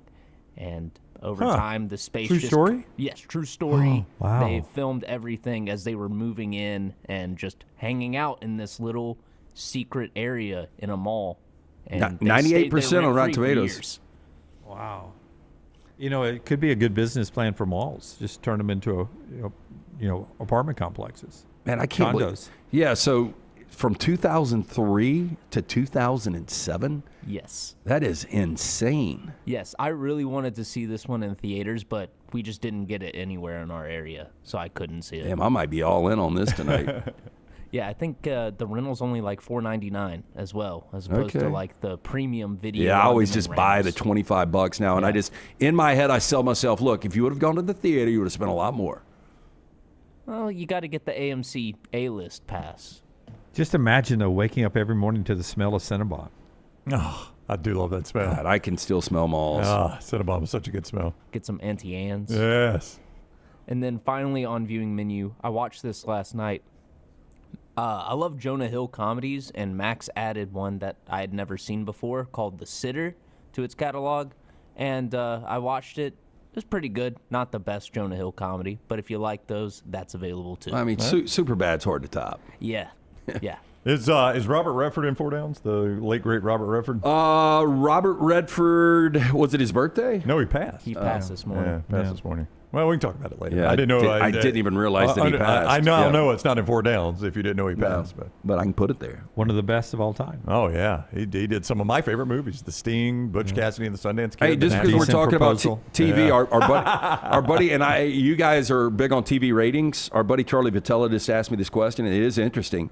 2:30 games, you talk about Auburn, Oklahoma being the biggest. Yeah. But what are the bigger TV ratings? Is it Auburn, Oklahoma, or is it Michigan, Nebraska? Depends on how tight the games are. That is a huge factor in that. I would say, I don't know. Michigan, Nebraska's on what? At 2:30? Yeah. Michigan, Nebraska is the CBS game. Auburn, Oklahoma is the ABC game. I'm going to say If both games are really good, let's just put it that way, because how good the game is helps this. If both are competitive, I think Auburn, Oklahoma beats them. Yeah. I don't know. It's a big fan base in Michigan, but I think it's an advantage being on the ABC, ESPN platforms. I think lead so, in. too. Well, you got a good lead in. I don't know what the lead in is on CBS. On CBS, you have They got a game Saturday, but I can't remember they who do it not. is. Are you sure? I thought they had a triple header. Triple header's NBC. Oh, okay. Yeah. The lead in on ABC is not fantastic, though, either. It is Arkansas and Memphis. Oh, that's not great, but if it's a tight game. Yeah, I mean, It's like an old Liberty Bowl game being played at the Liberty Bowl. At the old Liberty Bowl. Everybody's talking about South Florida even in a bad loss this past weekend, but if Memphis is able to win that game, people are going to really start talking about Memphis. Yeah, and Tulane if they're able to beat Ole Miss. We'll talk to Clay Travis coming up. The show brought to you by our friends at Michelson Laser Vision and, of course, our friends at the Birmingham Racecourse Casino. They bring you the studio here. They're our studio sponsor, and it's a lot of fun on football Saturdays and Sundays out there at the Birmingham Racecourse Casino. Back in a moment with Clay Travis. Follow LT on Twitter at @TheLanceTaylor. Yo, kinfolk, what's good, man? Let me holler at you for a minute. You know how life can be life. You're out there chasing that dollar. Every dollar is accounted for going somewhere. Then all of a sudden, bam! Out of nowhere, a car accident. All I had to do was hit up my people at Alexander Shannara Trial Attorney. You already know when that dude Alex pulls up the trial, he shuts down the litigation situation. Yo, go to Shannara.com. Hit him up at 659-777-7777. Call me, Alabama. No representation that legal services provided are better than any other provider. All right. It's a beautiful day for football here at the stadium, and we're just about ready for kickoff. Score 0-0. And suddenly, I'm in the mood for a Coke Zero Sugar. Real Coke taste, zero sugar. Now that's a winning combo. Yeah, crisp, refreshing. That hits the spot. When it comes to great taste, Coke Zero Sugar's always on the scoreboard. Coke Zero Sugar. Real Coke taste, zero sugar. Stop by the New York Butcher Shop and pick up the finest in certified Angus prime beef steaks and burgers, premium pork chops, ribs, and all-natural chicken cut to order just for you. Their chef-prepared entrees and side dishes are the perfect dinner-to-go choice for your family and are ready to heat at home. With a great selection of fine wines and desserts, the New York Butcher Shop is your one-stop dinner shop. 2 locations to serve you, Cahaba Heights and on Highway 119 in Greystone, the New York Butcher Shop. Rare quality, well-done service. Get all your favorite Next Round gear all in one place. NextRound.store. From our Next Round hats to the logo tees to the all-time best-selling Y'all Can Have the Rest shirt. You can look your best by shopping with us at NextRound.store. Take the next round anywhere with NextRound.store. Hey, there's nothing worse than waking up to a plumbing problem. Don't get caught in a flooded house. Call the guys at Hemp Hill Services. Adam, Chad, and the team at Hemp Hill are the only ones I trust to fix it and fix it right the first time. Hemp Hill Services does it right and always at a fair price. For all of your plumbing, cooling, and heating needs, trust the name that Birmingham has trusted since 1954. That is Hemp Hill Services. Call now, 205-229-2090. That's 205-229-2090. Twin Peaks is the best in the game. Here, you're in the red zone for every college rivalry and divisional matchup all season long. I mean, where else are the scenic views as good as your view of the game? Only at Twin Peaks, the #1 sports bar. Next Round shirts, Next Round hoodies, and Next Round hats all in one place, nextround.store. Find your favorite piece of gear from your favorite show and put it in your rotation. You never know, you might be in one of our videos showing Next Round gear being worn all over the world. Find all of your favorite Next Round gear by visiting nextround.store. Place an order for you and that big Next Round fan in your life at nextround.store. Look your best at work, at school, at the stadium, or anywhere you go wearing Next Round gear from nextround.store. Hey, Lance Taylor from the Next Round to tell you about my friends at Michelson Laser Vision, located conveniently UAB Highlands. Almost 20 years ago, I went in for the procedure. Only took 12 minutes for both eyes. When I went in, I had 2200 vision. I was legally blind. Now I have 20/15 vision, still 19 years later. Make the call today. Schedule a hassle-free consultation. 969-8100. Dr. Mark Michelson, Dr. Jen Michelson, Michelson Laser Vision. Make sure you tell them the Next Round sent you. 969-8100 or MichelsonLaserVision.com. It's bow time. Tired of choosing between sweet and savory? Why not have both? Introducing Bojangles' new chicken and bowberry waffles. The bold Cajun chicken filet you love, now drizzled with a bowberry honey glaze and sandwiched between two warm waffles. Which means your favorite meal of the day just met your new favorite dish. And lucky for you, it's served all day. But it's only here for a limited time, so try chicken and bowberry waffles at Bojangles today. It's bow time. Jim Dunaway, Lance Taylor, Ryan Brown.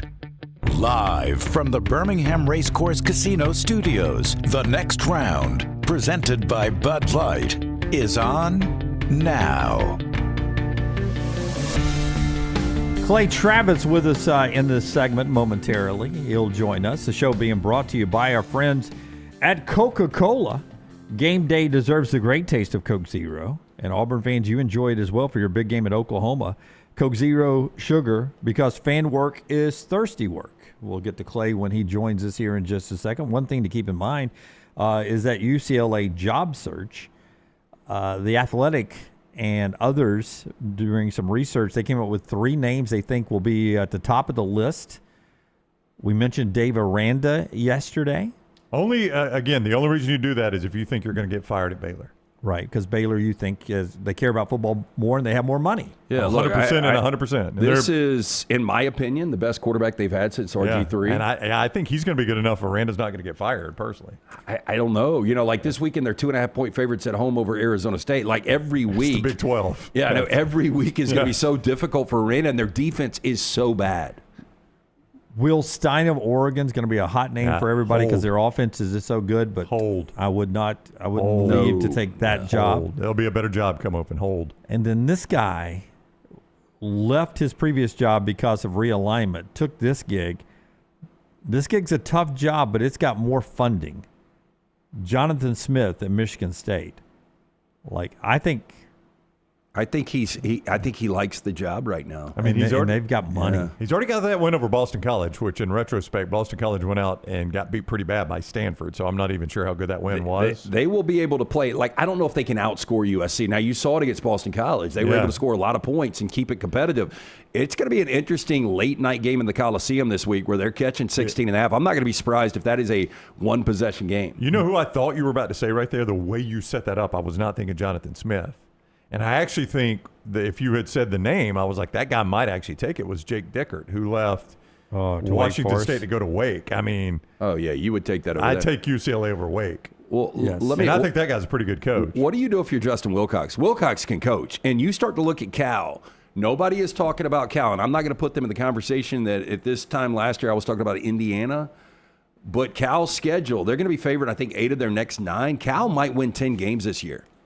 With Brian Harsin as their offensive coordinator, which a lot of people said that would bury Cal. But if you and then look in if Wilcox was taking out the job, maybe Harsin just evolves and takes over Cal right there. But if you're Wilcox, do you not try to get out of Cal? See, here's the cool thing is that as wacky as that system is, he may not have to he may be able to move jobs and not even change his contract. Well, they're already paying University of California, University of California, Los Angeles. He may already be working for UCLA. They're paying Calimony, right? They are. So they're 3-0. Cal is 27-14 win over Minnesota, which was a good win. I'm just looking. They will not play another ranked team this year, or they will not play a ranked team. And this look year. at the games they'll be favored. All right, so they're at San Diego State. They're favored there. Yeah, they're at BC, which, again, BC just lost to Stanford, but that is a long road trip. But they're still going to be favored. They host Duke. They're favored. Host Carolina. They're favored. At Virginia Tech, fired coach. They're favored. Host Virginia. Favored. At Louisville, there'll be a dog there. Definitely. After a bye, they're at Stanford. Favored. And then they host SMU. Probably a dog there, but so Cal's not going to play a ranked team all year. But if they win the games they're supposed to win, they're 10-2 this year. Yeah, and he could take his quarterback Sagapolu. Oh yeah, true freshman. Sagapolu. Yeah, yeah. From Tua's hometown. I'll tell you, man, I don't know if you guys stayed up and watched it. I did because I had Minnesota. I did not. I got to be honest. They won that game just being physical. I mean, Justin Wilcox really impresses me. Yeah. He's a guy that I've always said can coach. The record does not tell you he can. At some point, you are what your record says you are. I've always thought he was a much better coach than his record. Well, you need a good job, though. Well, good job helps. It helps. Yeah. Here is...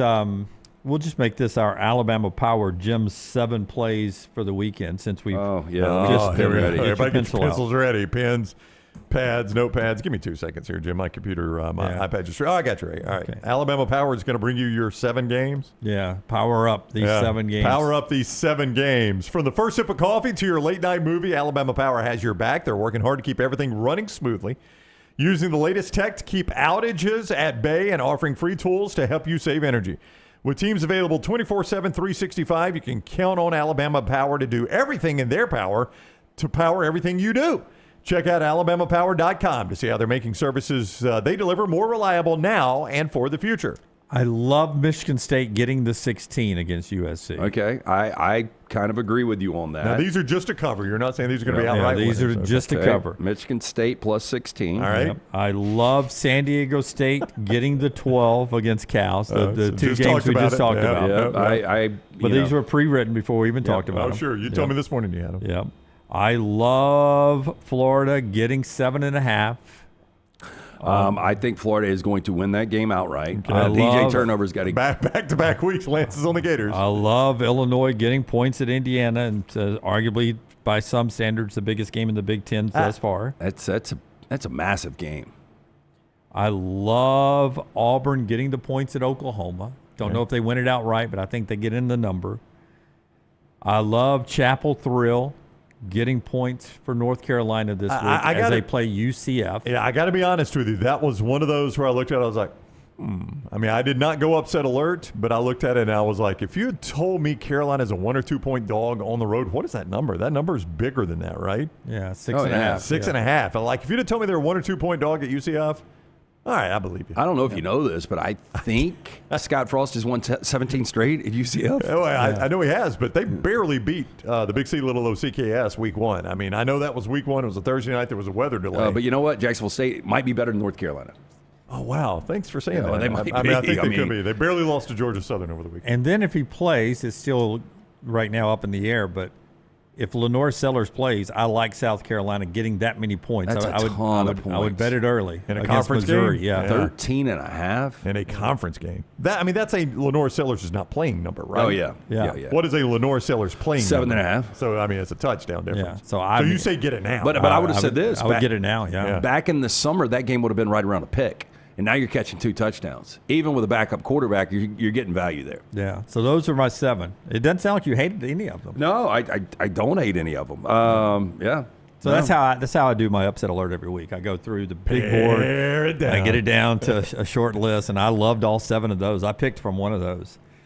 Some big points there if you win them outright. Those are just to cover, though.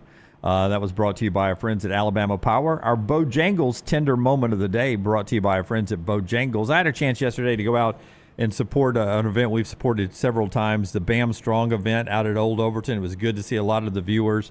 That's what this logo is there. It benefits Children's Hospital. Just another good group of our viewers and listeners who give their time, whether this was a charity golf tournament, Andy Moore, his wife, his family, remembering their son, and helping other kids through fundraising at Children's Hospital.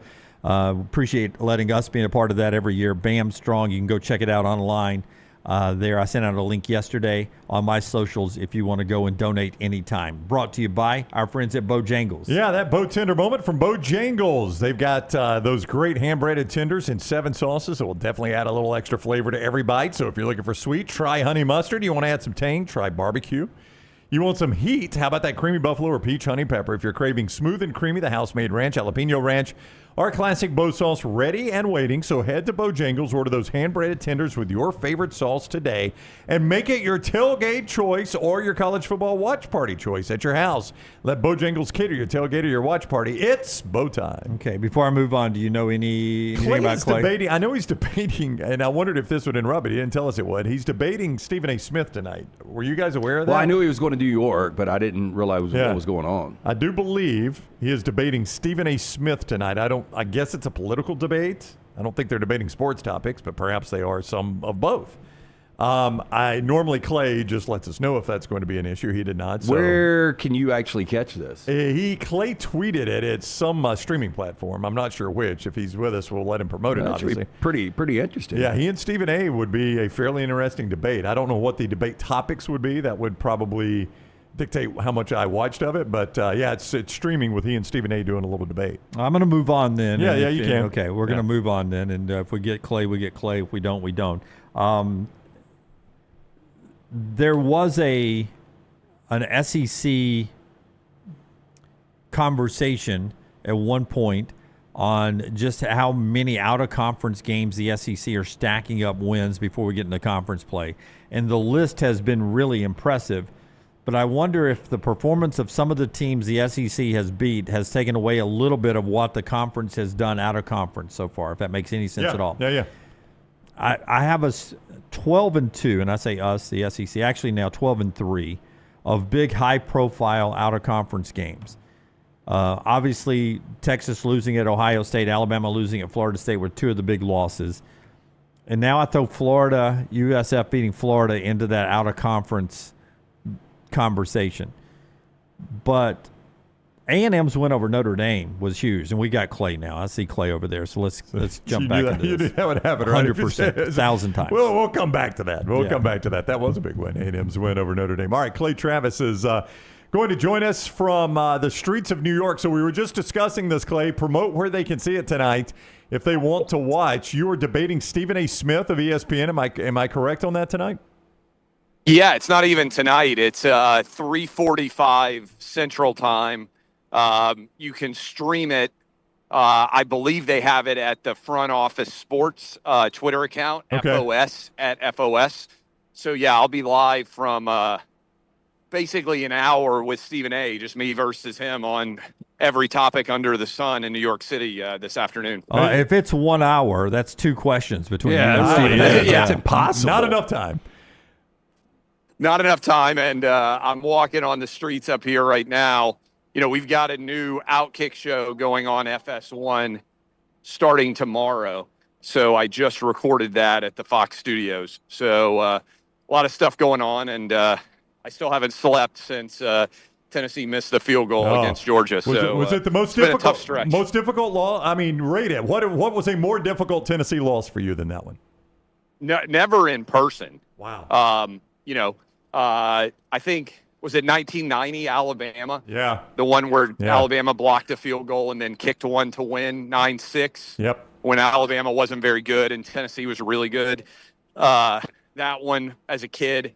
But, I mean, honestly, they had this game won and just gave it away. Credit to Georgia for finding a way. But, you know, when you shank a field goal like that and give up the 4th and 6 and then the 2-point conversion, I mean, I don't know what you could have gotten live. I didn't check the live wagering, but I would think that Tennessee was a prohibitive favorite for most of that game in the 4th quarter to win. When we talk about bad decisions in the history of college football, where does Nico's decision to basically, outprice himself from the university and then head to the West Coast where his coach has already been fired 3 games into the season? Yeah, I mean, I think it's an all-time cautionary tale of not misvaluing. I think also you can start to ask the question, how good of a job did Josh Heupel do with him to win 10 games last year? He had 19 touchdown passes and 5 interceptions for Tennessee.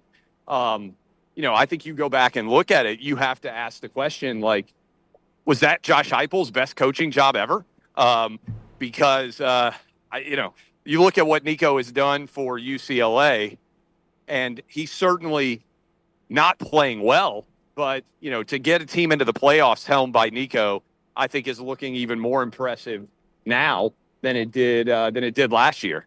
I said this on the show Monday, and I will say it to you. I came away more impressed with Tennessee after that loss than I was with Tennessee going into that game. Same with Georgia. Is that possible that you can watch a game and actually feel better about both of those teams as championship contenders after they played each other than before they played the game? I think it was a high-level game, right? I mean, I think sometimes you can watch a game and think, both these teams kind of muddled through. I thought Georgia at times, just said, hey, we're super physical. We're going to power run it against you. But I thought at the end of the game, I know the missed field goal is going to get all the attention, but that was a masterful drive that Tennessee put together before they shanked the field goal, really before they false started. They took over with 2:30 left. Georgia had all 3 timeouts, and Tennessee, before the false start, there was I think 7 seconds left, and Tennessee had driven the ball all the way to the Georgia 20, converted a lot of different third downs, smartly called plays, used the clock so that they were in a situation where Georgia was not going to get the ball back, where they expected to end the game on the field goal kick. I just thought it was real. And again, I thought the Gunnar Stockton throw to London Humphreys, that was a dot. Yes, he beat the freshman corner, but on 4th and 6 from the 26 to drop the ball in there like he did, I think that's a really good throw, right? I don't know, how many times out of 10 do you think he completes that pass and gets a foot in? 2? Maybe. That exact same scenario. Sometimes good on good happens. And I think there was a lot of good on good where it's not totally a screw up that leads to success. So I don't think that's a bad take at all. I think both teams looked pretty good.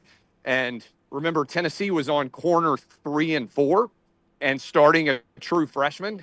The other 2 corners are really, really good NFL guys. If they can get them back and they're healthy, which they expect that they will, I think Tennessee still has a lot of room to improve. And that wide receiving core for Tennessee is very young. And so I'm optimistic that they can improve there as well. And then the running backs and the offensive line. Remember, the guy that they were most excited about was a right tackle, true freshman, one of the top recruits in the country, and he hasn't played yet. So I just think Tennessee, look, unfortunately, I feel like there's a decent chance that at the end of the year, Tennessee misses the playoff because of that missed field goal. And we all go back and we say, boy, if he'd have made it, they're in the playoff and they might even be in Atlanta. If they miss it, maybe they end up 9-3 instead of 10-2, and that could be the deciding line. Boy, I don't know, Clay. Clay Travis is with us on the Alexander Shannara Trial Attorneys Hotline. We were looking at your schedule yesterday, Tennessee's schedule. The road trip to Alabama is obviously going to be really difficult October 18th, but you host Arkansas, who's Taylor Green's good enough to beat a lot of SEC teams, but you're playing that at home at least. You host Oklahoma. We'll see a lot about them Saturday and then when they play Texas. At Florida does not look near as challenging as it once did. Heck, one of your more difficult games, you at least host Vanderbilt. I kind of like the way your schedule sets up. I think, I wouldn't go out and bet them on being in the playoffs, but I kind of like Tennessee being in the playoffs. Well, look, if he makes the field goal, then I would be 100% confident that Tennessee is going to be in the playoffs. I agree with you totally, yeah. And the situation that the way it comes down, look, I think Oklahoma is going to be really good. Tennessee has just lost at Florida so many years in a row that I feel like Florida could trot out a JV team, and somehow Tennessee's going to. There's, by the way, a crazy guy screaming in the background. Awesome. In New York. Welcome to the Big Apple. But I think that look, there are a lot. I think this is the best the SEC has ever been, 1-16. And so I do think there'll be a lot of proverbial landmine games for a lot of different teams. And you may lose a game that you never anticipated, and you may win a game you never anticipated winning, right? I just think that's kind of the way the season is going to stretch itself out. In our lifetime, Vanderbilt, the highest they've been ranked is 13th back in 2008. I don't think they're going to get that high, but they're going to win their next 2 games. They're going to be undefeated going to Tuscaloosa. We were talking about Clark Lee, a guy that actually played there. He's going to – I mean, this team's going to win maybe 7 or 8 games again this year, which is absolutely incredible. I think they're a better team this year than they were last year. Do you think Clark Lee's one of these guys, just because of SEC money, that he would stay put knowing he can never win a championship at Vanderbilt? I think it depends on what options are out there. On the Vanderbilt side, I think this is the best Vanderbilt team they've ever had. And I don't know what that means in results, because I just told you I think the SEC is better than it's ever been. James Franklin went 9-4 in back-to-back years. But that 9-4 was in a down SEC East. Tennessee and Florida were not very good. They're not like smoke and mirrors and winning games. They're kicking people's asses, and they're doing it on the road. And I agree with you. They should be 5-0. Schedule is brutal, as it is for most SEC teams. But I think Clark Lee will have opportunities after this year. And the question will be, Vanderbilt, I think, can pay whatever they need to keep somebody. But the question will just be, hey, what's his long-term goal? What's his expectations? What does he want? Okay, 3:45 today, you and Stephen A. Who's moderating? And you said you guys will be debating everything, but what are a couple of topics you can guarantee we will hear today? I don't know, because I don't see the questions in advance. I'm not a Democrat running for president, so I'm not sure what they ask me in advance. I think that I would be stunned if we don't get asked about the NBA and the fact that its viewership has collapsed. What do we attribute that to? I would think they probably ask something NIL. We're in New York City. I wouldn't be surprised if the mayor's race for New York City came up, and I would imagine whether Stephen A. is going to run for president and what I think about it will also be a topic. That would be like 4 things that if I were setting odds on, I would expect might come up. Speaking of odds, what are your odds to win this debate? Oh, I think I'll smoke them. Is it live audience? Yeah, yeah. I mean, a couple hundred people, I think. I'm not sure exactly. Yeah, but it's an event. I mean, they've got people speaking. I mean, it's live now. You can pull it up. I have not had a chance to look at it, but the commissioner of the NBA is speaking. Rob Manfred, the commissioner of Major League Baseball. They've got the head of ESPN is there. The head of Fox Sports is there. It's an all-day conference interview event. So there's a lot of, I would say, big names. The head of Amazon, the head of it's a really Amazon Sports. It's a really good collection of speakers, and I think we are the capstone. We are the close. Is the debate. Do you go in like very wrestling? You go in as the heel on his turf there? Do you go in like the bad guy expecting to get booed? I don't imagine that a New York City media crowd is probably like, man, you know who I love, Clay Travis. So I think I would probably be the villain in the room. But I really don't know what to expect, candidly. And I genuinely ask this.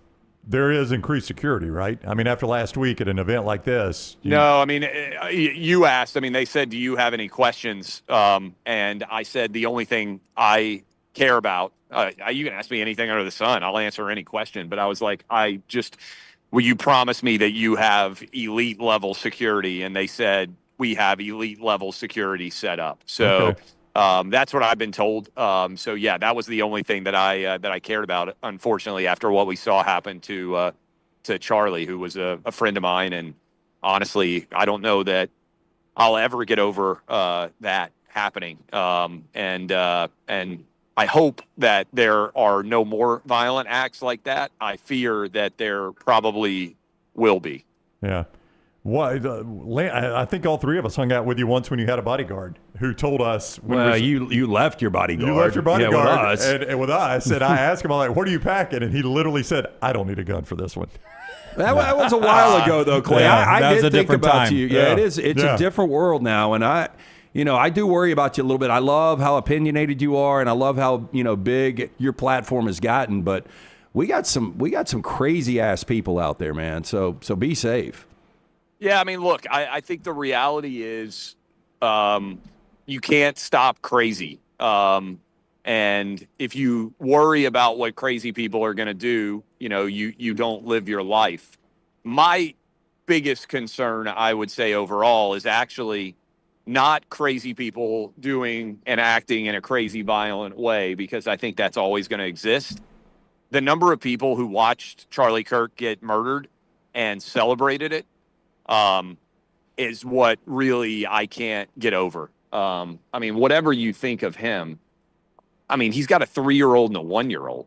And anybody out there that's a dad or a mom or a grandma or a grandpa, like the idea that you would watch somebody get assassinated in cold blood and celebrate it is a sickness of the soul and an evil, frankly, that I think has infected huge segments of the American society. And that's the part that I can't get over. Personally, things that we used to see only in like Middle Eastern countries. Like we I thought as a country we valued human life. I don't know anybody out there personally I would want dead. I mean, it makes no sense. Yeah. What? So I think, I was going to say, who I thought summed it up well was Bill Maher, who often sums things up well when he said we can focus on left versus right. He goes, it's a group of people that want war and people that don't want war. And he goes, that's what the battle is. And it's people on both sides that want war and don't want war. And the people that don't want war are losing to the people that want war too often.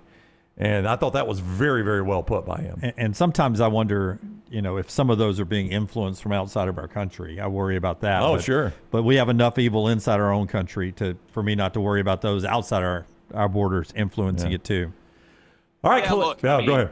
I think everybody has a responsibility, and I've tried to do this, to say, I can't believe you have to say it, and that some people won't say it, but words are not violence. There is nothing that someone can say that would justify you pulling out a gun and killing them from 200 yards. And a lot of people have come to believe, that argument is even out there, that words are violence. And if you accept that words are violence, then you're basically allowing violence to be used to try and shut down words. And I think that's an argument that we have to, for once and for all, end across the political spectrum. Yeah. Clay, thank you. Be safe. We'll talk to you next week. All right. Appreciate y'all. Thanks. All right. Front Office Sports has that. People are asking in the chat room. Front Office Sports has FOS. FOS is the best way to do it. I do want to see that. Yeah, I think that'd be interesting with Ian Stephen A. That could be a fascinating discussion. Clay with us from the Big Apple on the Alexander Shannara Trial Attorneys Hotline. The show being brought to you by our buddy Dr. B, a guy that'll help you stay on top of your hair loss. And if you get there fast enough, you can save your hair. Yeah, hey, look, everybody wants to maintain what they've got. You want to grow it back. That's what I'm doing currently with our man, Dr. Beckett's team, best in the business for more than 20 years. Women and men have turned to Dr. B for a range of cosmetic and reconstructive procedures. T3hair.net for more information. 205-319-0316. I do that non-invasive treatment 3 times a week, 30 minutes each time on the couch. That is it. T3's test is easy, painless, affordable, takes seconds to perform. It will show which medicines and compounds will specifically work for your hair loss. Stop wasting your money in critical time while you're losing hair on treatments that aren't working for you. Go see Dr. B and that great staff. Find out what will work for you. 205-319-0316 or T3hair.net. All right. When we come back, we will do our upset alert today. We'll get to that and a lot more here on the show, brought to you by our friends at Bud Light. Easy to drink, easy to enjoy. This is the next round. Follow Brownie on Twitter and Instagram at Ryan Brown Live. Yo, kinfolk, what's good, man? Let me holler at you for a minute. You know how life can be life. You're out there chasing that dollar. Every dollar is accounted for going somewhere. Then all of a sudden, bam! out of nowhere. A car accident. All I had to do was hit up my people at Alexander Shannara Trial Attorney. You already know when that dude Alex pulls up the trial, he shuts down the litigation situation. Yo, go to Shannara.com. Hit him up at 659-777-7777. Call me, Alabama. No representation that legal services provided are better than any other provider. What a matchup we've got, folks. Just nonstop action. The energy is electric and the fans are all in. An intense game like this calls for a Coca-Cola. Ah, crisp and refreshing. That's a game changer. Yeah, that taste scores every time. And just like that, they're back at it. Passionate fans and an ice-cold Coca-Cola. Now that's a winning combo. No matter the team, no matter the sport, everyone knows fan work is thirsty work. Enjoy a Coca-Cola. To everyone who craves a fresh meal made just for you, let our team member Jacob share what's special about Culver's. In Wisconsin, our food comes from the heart, and taking the time to handcraft your meal with care is how we've always done it at Culver's. It's why your Butterburger doesn't touch the grill until after you order. Come to Culver's and let us serve you a Butterburger made special just for you. From Wisconsin with love, welcome to Delicious.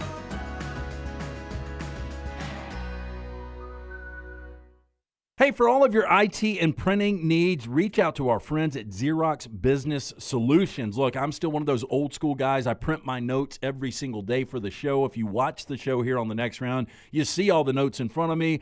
From day one, Xerox Business Solutions, they've been with us here at the Next Round. Local for over 45 years. For all of your IT and printing needs, visit XeroxBusinessSolutions.com or call 205-969-3000. That's 205-969-3000. At Central State Bank, we are large enough to serve you and small enough to know you. Manage your money with ease, whether it's mobile banking, hassle-free checking, competitive loans, business solutions, or personalized financial advice. We're your hometown bank with big-time service. Visit us today and experience banking made simple, because at Central State Bank, you come first. Member FDIC. What are you waiting for? It's non-stop gaming action at Birmingham Racecourse Casino. Come play more than 900 of the latest and greatest games around, featuring fun bonuses and big jackpots. You can wager and win on horse and greyhound races from all over the world. There are more ways to win at Birmingham Racecourse Casino. Birmingham Racecourse Casino, located off I-459, exit 31, Derby Parkway. Must be 21 or older. Next Round shirts, Next Round hoodies, and Next Round hats are all in one place. NextRound.store. Find your favorite piece of gear from your favorite show and put it in your rotation. You never know. You might be in one of our videos showing Next Round gear being worn all over the world. Find all your favorite Next Round gear by visiting NextRound.store. Place an order for you and that big Next Round fan in your life at NextRound.store. Look your best at work, at school, at the stadium, or anywhere you go wearing Next Round gear from NextRound.store. It's bow time. Tired of choosing between sweet and savory? Why not have both? Introducing Bojangles' new chicken and bowberry waffles. The bold Cajun chicken filet you love, now drizzled with a bowberry honey glaze and sandwiched between two warm waffles. Which means your favorite meal of the day just met your new favorite dish. And lucky for you, it's served all day. But it's only here for a limited time, so try chicken and bowberry waffles at Bojangles today. It's bow time.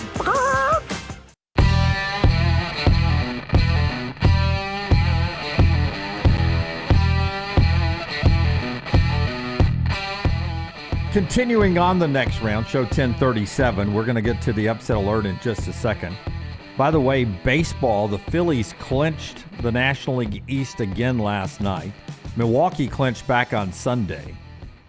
Big game tonight, Padres and Mets. Padres only 2 games back of the Dodgers. Both of them will make the playoffs.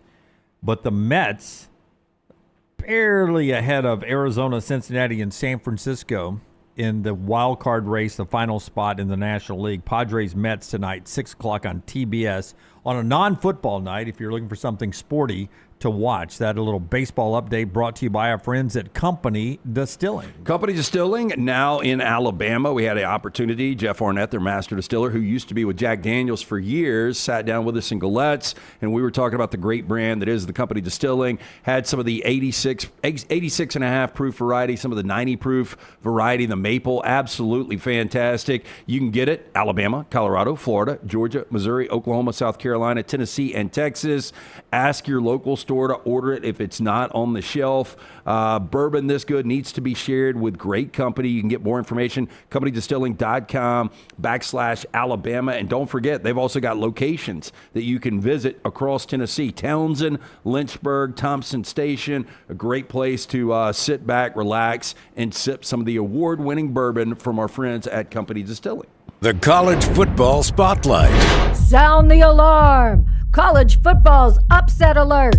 It is the Shannara Spotlight, brought to us each day by our guy Alexander Shannara, headquartered in Birmingham for more than 24 years. The firm has grown to more than 150 lawyers, supported by more than 500 dedicated team members, elite trial lawyers that have recovered more than $2 billion, maintaining Alexander's core values of integrity, mastery, passion, and success.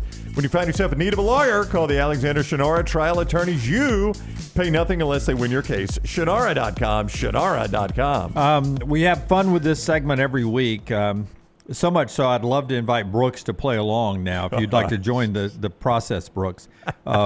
Week 4 of our college football upset alerts. Here's the latest standings that we have. We showed you off the top of the show.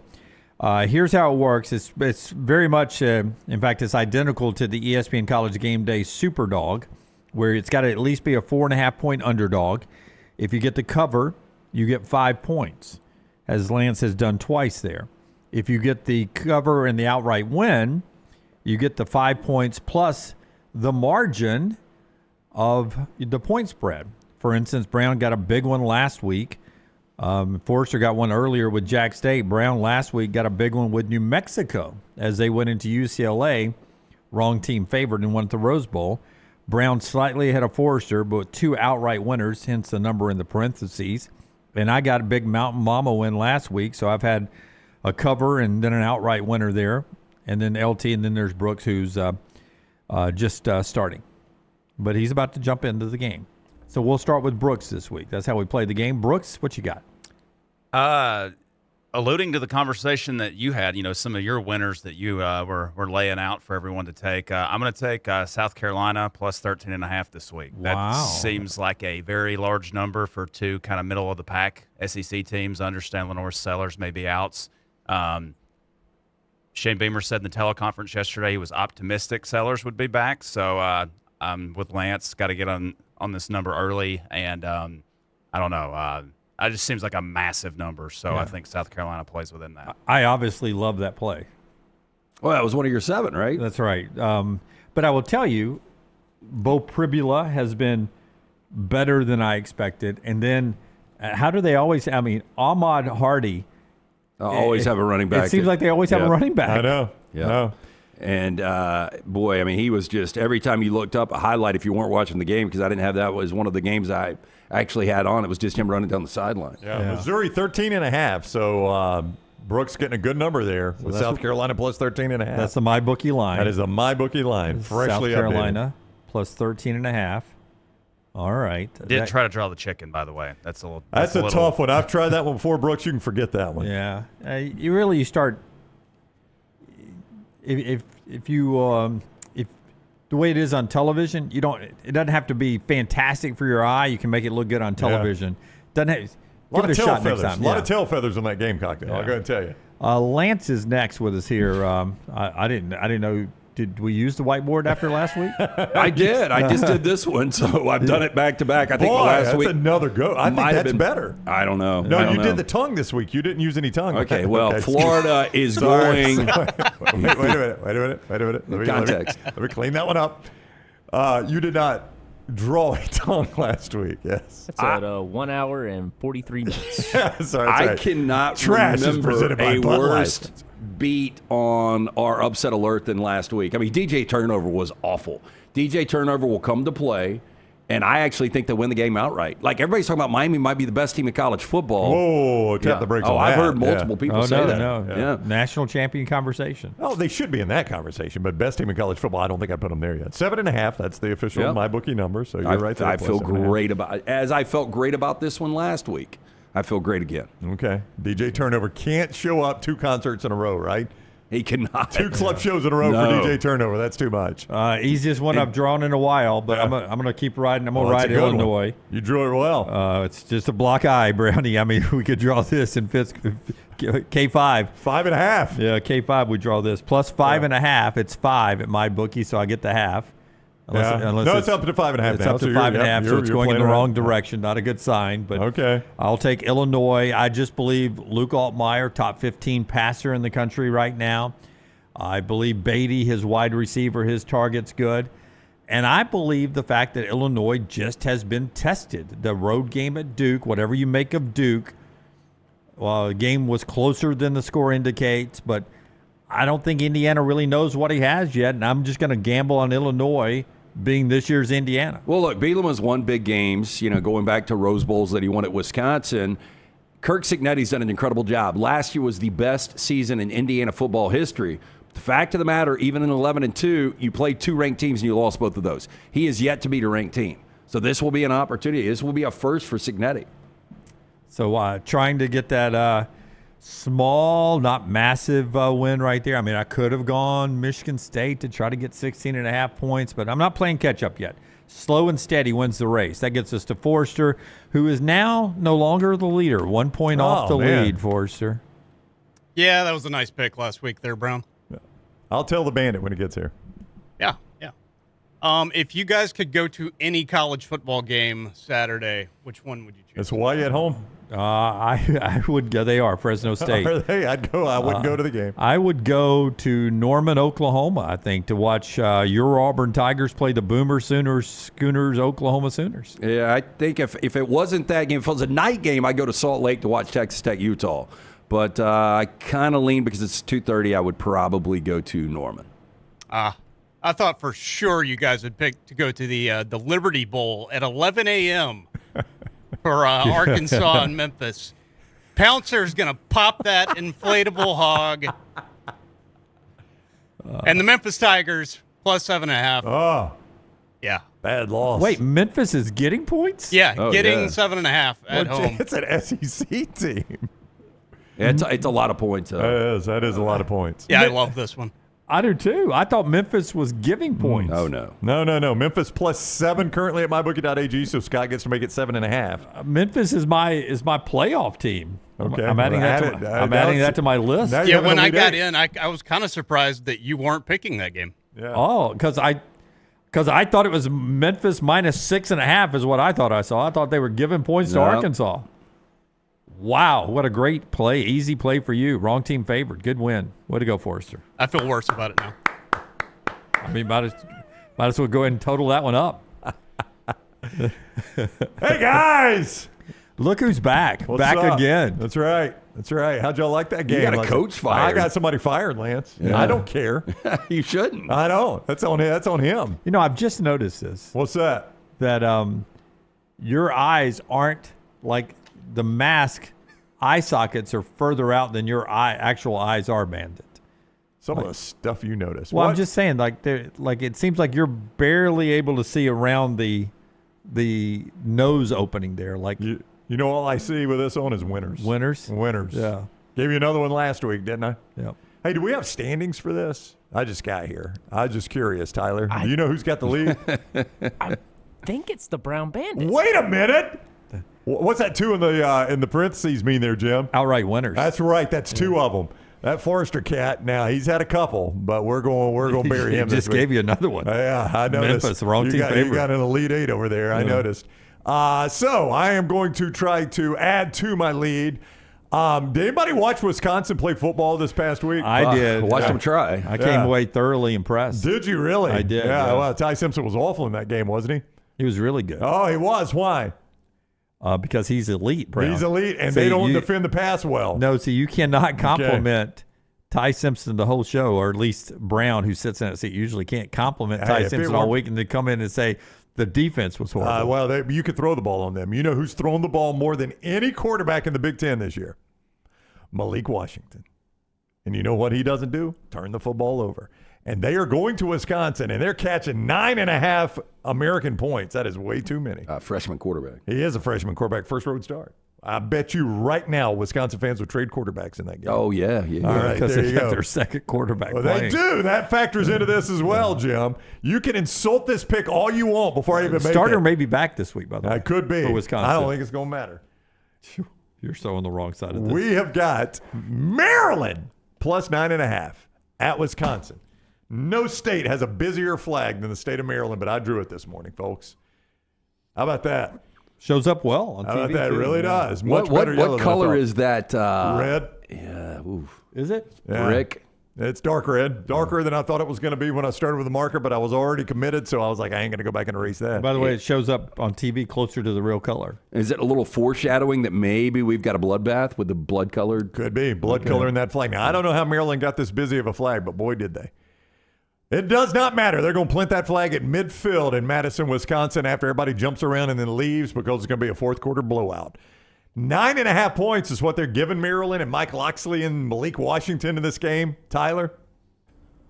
We don't need them! We don't need them, Tyler. Another outright win for the Brown Bandit. That's going to be 14.5 points added to my league lead. Maryland plus 9.5 in the busy flag pick of the year. What even is that flag? I've been trying to make sense of it the whole time. Yeah, busy. I don't know. It's got something to do with, I think that's nautical in nature, and I think that's European governor. No, they plaster it everywhere. What about the hair and the hair and the terrapin race? Is it the race the flag? tortoise and the hare? Yeah. Yeah. I don't know. They got one of those? I would. No idea. Talking to some NFL scouts in the stadium. Right. 3 future NFL players on that Wisconsin defense. 3 future NFL players? Oh, that safety's really good. Yeah. 3 future NFL draft picks on that Wisconsin defense. You know when this game's played Saturday, that not Ty Sunday. Simpson picked it apart. Yeah. Ty Simpson's a really good quarterback. So is Malik Washington. First road start as a freshman. You just watch what he does. Loser of this game, the Brown Bandit game, coach gets fired. That's my prediction. I could see that, yeah. Oh, you eventually.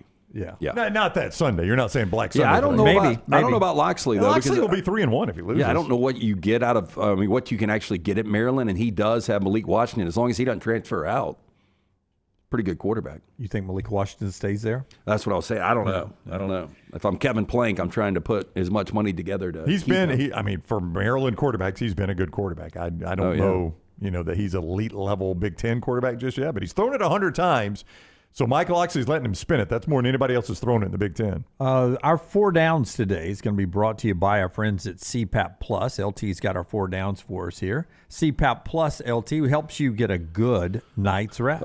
So important for your health is getting that good 8 hours of sleep and sleeping continuously through the night. That's why you need our friends at CPAP Plus to make sure you don't have sleep apnea. Everybody wants to get the home sleep test done, but they don't want to deal with the lab. They don't want to deal with the insurance. From our friends at CPAP Plus, Alabama's best home sleep testing and CPAP. Go to sleephomealabama.com. No lab, no insurance, just easy to wear fingertip devices, clinically validated, that connect to your smartphone, complete with the physician's interpretation of your results. Again, get into one of those 5 locations: Birmingham, Trustful, Pelham, Foley, Troy, or online for more information for the $199 home sleep test at sleephomealabama.com. First down. Okay, these are going to be really weird. Amy Poehler is 54 today. Better career ultimately, Amy Poehler or Frank Beamer? I mean, Amy Poehler has had a good long run. I mean, one of the more successful Saturday Night Live alums when you look at her career. Yeah. Well, I mean, her and Tina Fey Good team. create really good comedy when it comes to like the sitcoms. Their writing's really good. Frank Beamer took a doormat of a program. Doormat. Like before Alabama beat La Monroe 73-0. The game I would always reference when it came to Alabama beatdown was Virginia Tech 77-6. I think the score was at Legion Field. Before that was pre-Beamer. Yeah, before Bear Bryant called. That's the kind of program Virginia Tech used to be. Yeah. I'm going to go Frank Beamer. Close. Frank Beamer. Yeah. I'm going to lean Polar, I but think I'll lean it is Polar. close. It's a tough one, though, and I don't know how you pair those two together, but that did make a don't difficult either, question. but- Yeah. I think I'll go Polar, but I could argue for either right now. Second down. Flo Rida, 46 today. Flo Rida, or because he coached in the state, Dan Mullen, better career. And Dan Mullen's never had low. I mean, that was... He is not low as a... Low. That was a dance floor banger back in the day. Apple bottom jeans and the boots with the fur. Low. Damian The Dunaway sound widest just like Flo moment Rida. ever on the show. Yeah, Any DJ apple turnover bottom here. jeans and the boots with the fur. DJ turnover. Low. DJs go to Miami to excel, though, right? That's true. That's a good point. Good place for him to play. All of a sudden, Brown, we actually sound like the Amy Poehler character on Saturday Night Live when they're singing with the other woman. I think Flo Rida's had like 4, maybe 5 top 10 hits. Diego, what are you doing here? I'm going to go Flo Rida. I am probably going to go Flo Rida. Dan Mullen does have a ring. He's got 2, right? Yeah. Dan Mullen had Mississippi State ranked number 1 in the country. He did. In the very first college football playoff poll, right? Flo Rida had a number 1 song, though. Dan Mullen got Dak Prescott to where he is now in the NFL. That is true. Dan Mullen has UNLV still unbeaten? I think so. Flo Rida made Kesha likable for a minute. Yeah. Okay.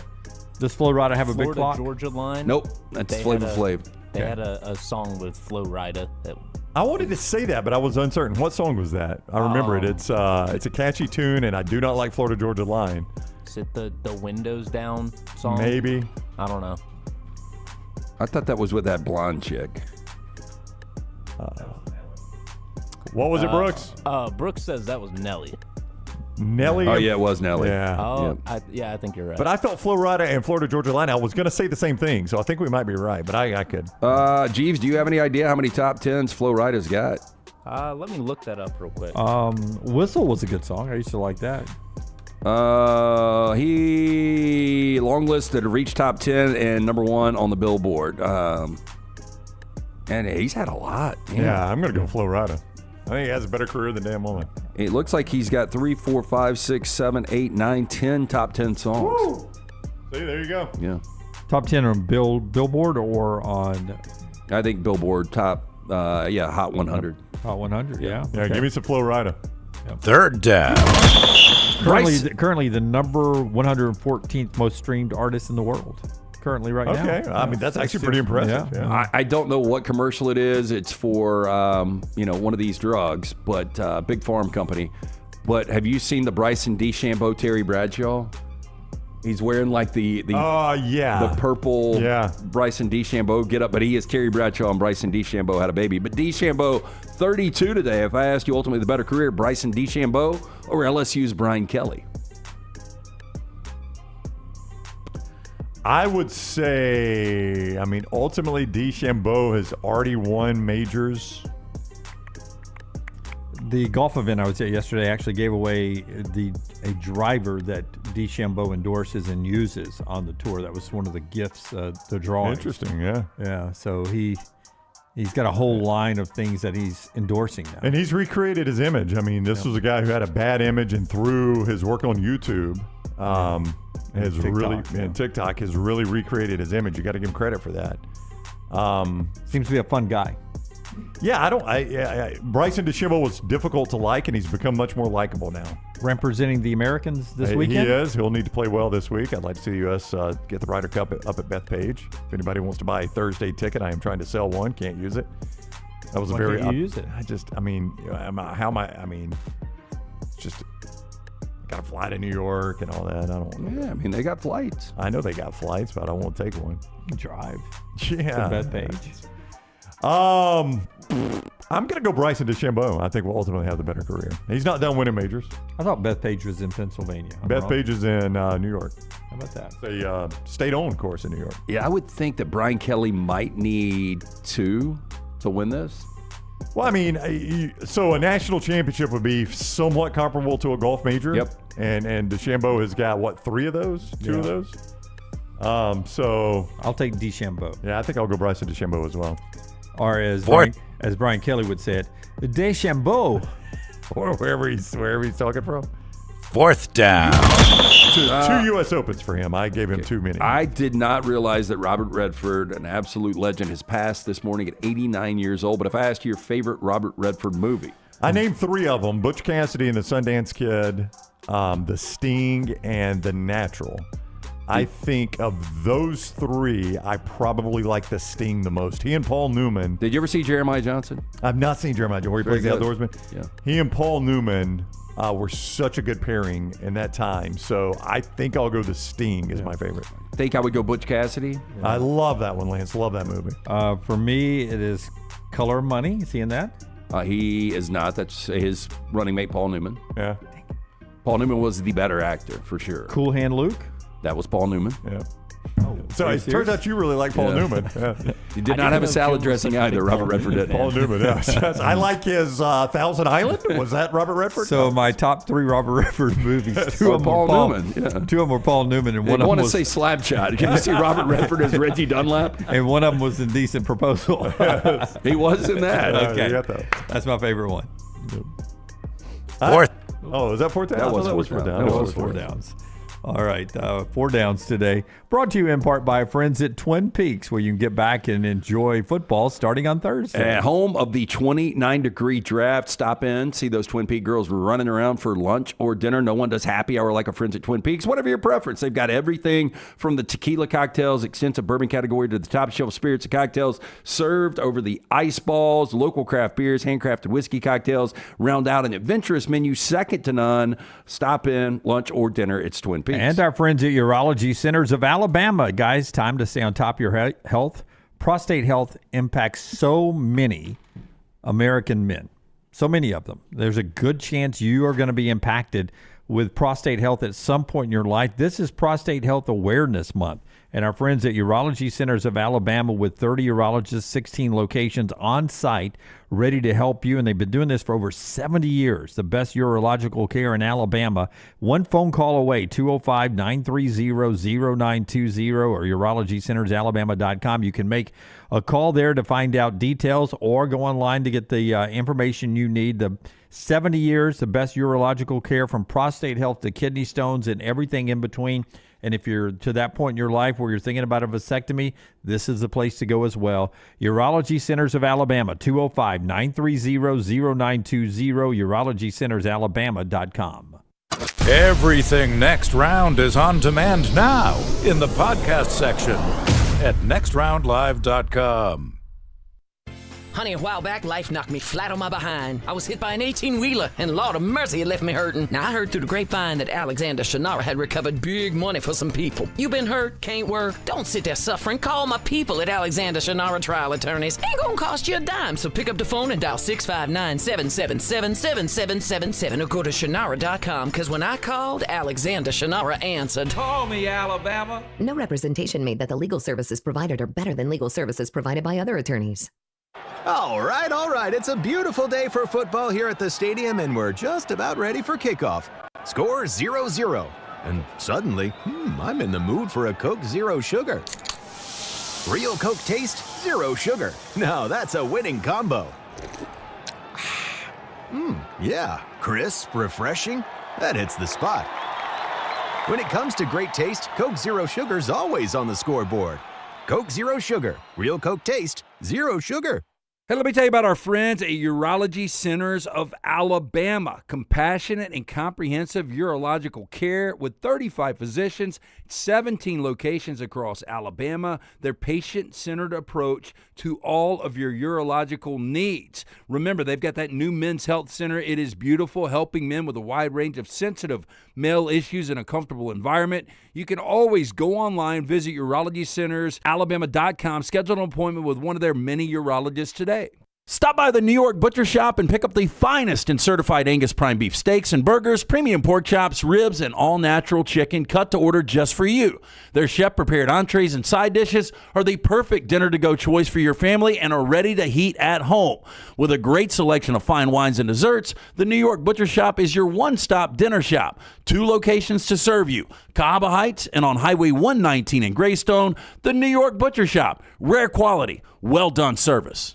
Catch up on all today's Next Round on demand through the podcast platform of your choice, Apple, Spotify, iHeart, or Google Podcast, wherever you listen. Always like, follow, subscribe, and turn on automatic downloads so you never miss any part of the Next Round. When you crave activity like we do, you belong in the Roback family. Get the best golf wear, hoodies, and activewear for men and women at Roback.com. Use promo code TNR20 to get 20% off your order. That's Roback.com, promo code TNR20. Hey, there's nothing worse than waking up to a plumbing problem. Don't get caught in a flooded house. Call the guys at Hemp Hill Services. Adam, Chad, and the team at Hemp Hill are the only ones I trust to fix it and fix it right the first time. Hemp Hill Services does it right and always at a fair price. For all of your plumbing, cooling, and heating needs, trust the name that Birmingham has trusted since 1954. That is Hemp Hill Services. Call now, 205-229-2090. That's 205-229-2090. Remember the name Way to Wellness if you're battling weight loss in your life. I'm Jim Dunaway from the Next Round. There was a time I was over 216 pounds until Way to Wellness helped me lose 45 pounds, and now for over 2 years, they've helped me keep that weight off. Here's their website, aplanforme.com, aplanforme.com. That's a great name for a website because there's no cookie-cutter plan. Everything is designed specifically for you. No contract, no sign-up fees, and your first consultation is free at Way to Wellness. It's bow time. Tired of choosing between sweet and savory? Why not have both? Introducing Bojangles' new chicken and bowberry waffles. The bold Cajun chicken filet you love, now drizzled with a bowberry honey glaze and sandwiched between two warm waffles. Which means your favorite meal of the day just met your new favorite dish. And lucky for you, it's served all day. But it's only here for a limited time, so try chicken and bowberry waffles at Bojangles today. It's bow time. Jim Dunaway, Lance Taylor, Ryan Brown. Live from the Birmingham Racecourse Casino Studios, the Next Round, presented by Bud Light, is on now.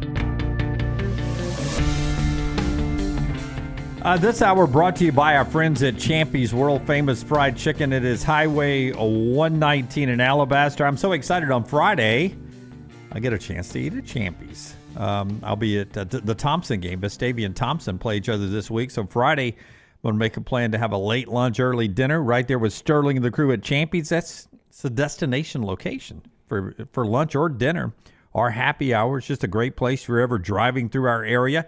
So many of you that listen or watch our show always says, man, I'm going to stop off. If I'm driving to the beach or heading south or north for a reason, I'm going to get off that Alabaster exit and go to Champy's World Famous Fried Chicken to say hi to Sterling right there. He's always there at lunch. It opened up at 11.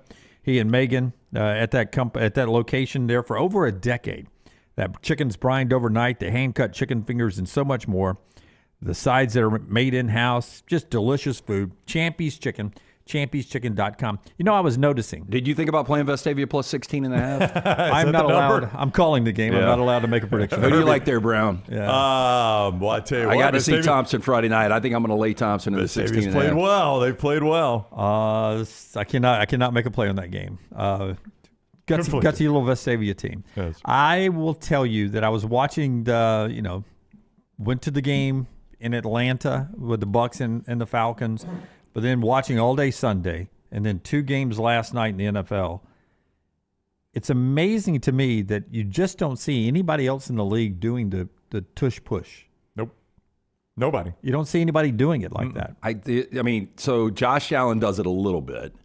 But not he just does a quarterback sneak. What are the other quarterbacks that are Jalen Hurts like? Yeah, they can squat a million pounds like Jalen Hurts. The opposite end of the spectrum, and they're not alone in this. Miami doesn't even run a quarterback sneak because of Tua's durability. And that's the thing. I mean, how many quarterbacks are not going to be starting this coming weekend because of injury? But I brought it up last night. Or I bring it up because last night, second down completion down to the 1 foot line for the Texans. And then they run it, a traditional run play to Chubb, and lose a half a yard against the Bucs. And now it's third down and just a yard.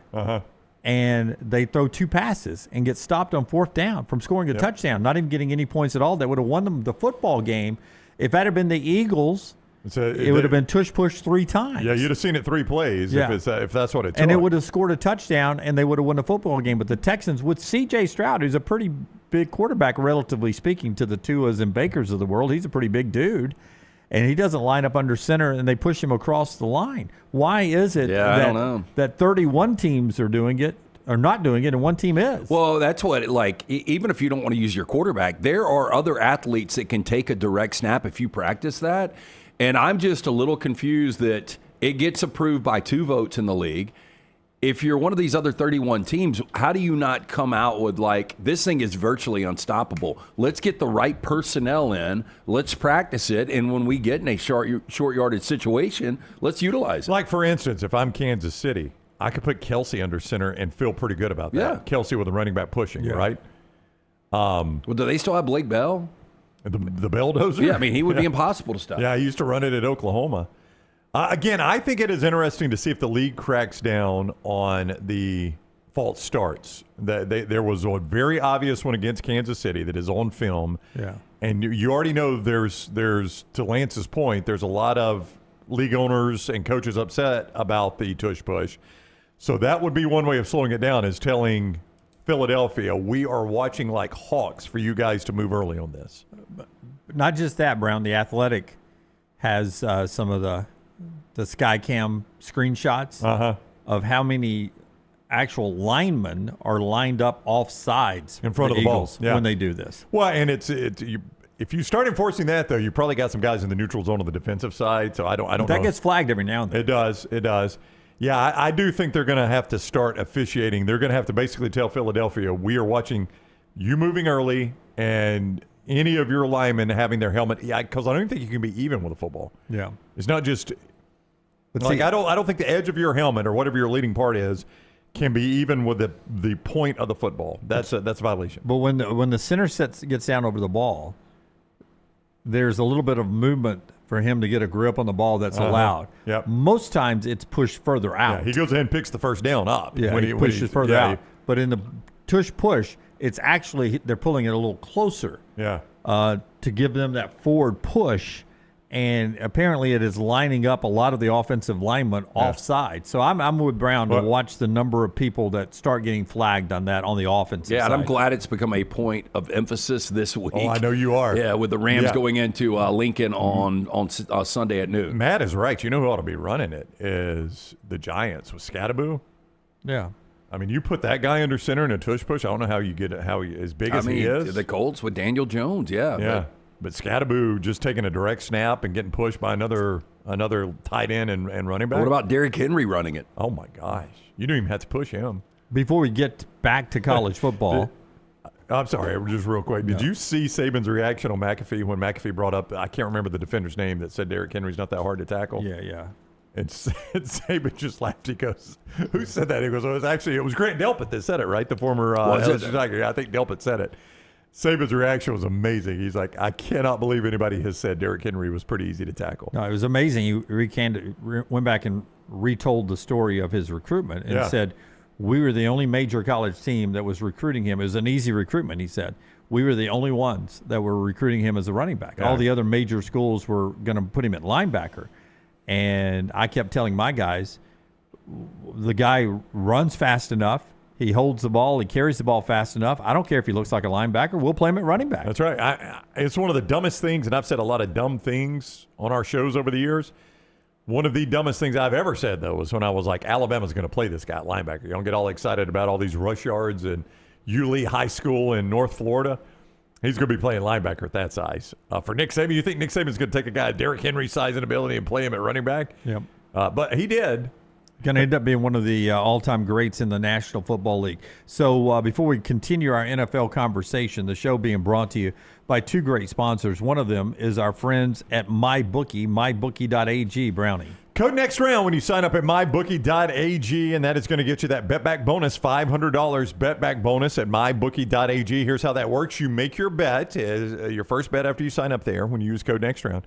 If you lose that bet up to $500, they're going to put that right back into your account, and you can play with it again right away. That is how the bet-back bonus works. Basically, MyBookie wants it to start so well for you, they're going to guarantee you a $500 loss if you have it. They're just going to replace it right there into your account, and you can play again. Who else is doing that for you, right?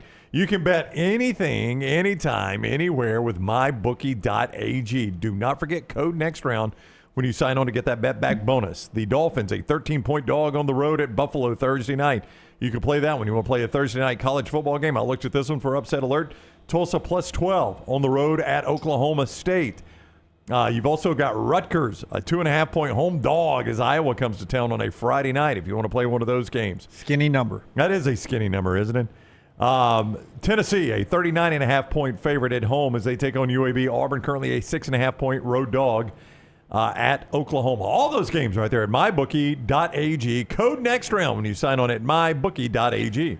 You play a lot of golf. You've thought about a membership at a country club. How about our friends at Inverness Country Club? Best days happen there. They've got memberships that fit everyone, from the social membership to the golf membership. Childcare also a big plus. You and your wife want a day of golf or tennis. Guess what? You can drop the kid, go have yourself a day on the court or course, dinner with friends, knowing your kid is safe on site. Also a huge plus. Maybe you relocated to retire. Inverness is a great place to network. Best days happen at Inverness. Take a tour of this unbelievable club. Call Erin today. Tell her the next round sent you. 205-991-8608. That's 205-991-8608 or online, iccalabama.com. All right, so of the 2-0 teams, I'm going to run through them. You tell me playoff team or not. So 2-0, odds are, as I said earlier, you go 8-7, there's a chance you're in the playoff conversation that final week the rest of the way. Because you're 2-0. Buffalo Bills, yes? In. Oh, yeah. Yeah. Cincinnati Bengals, injured quarterback for 3 months. Out. So you do not think they make the playoffs? No, not with a backup. The Colts are 2-0. Out. I think it's going to catch up to them. I just do not think Daniel Jones can play this way.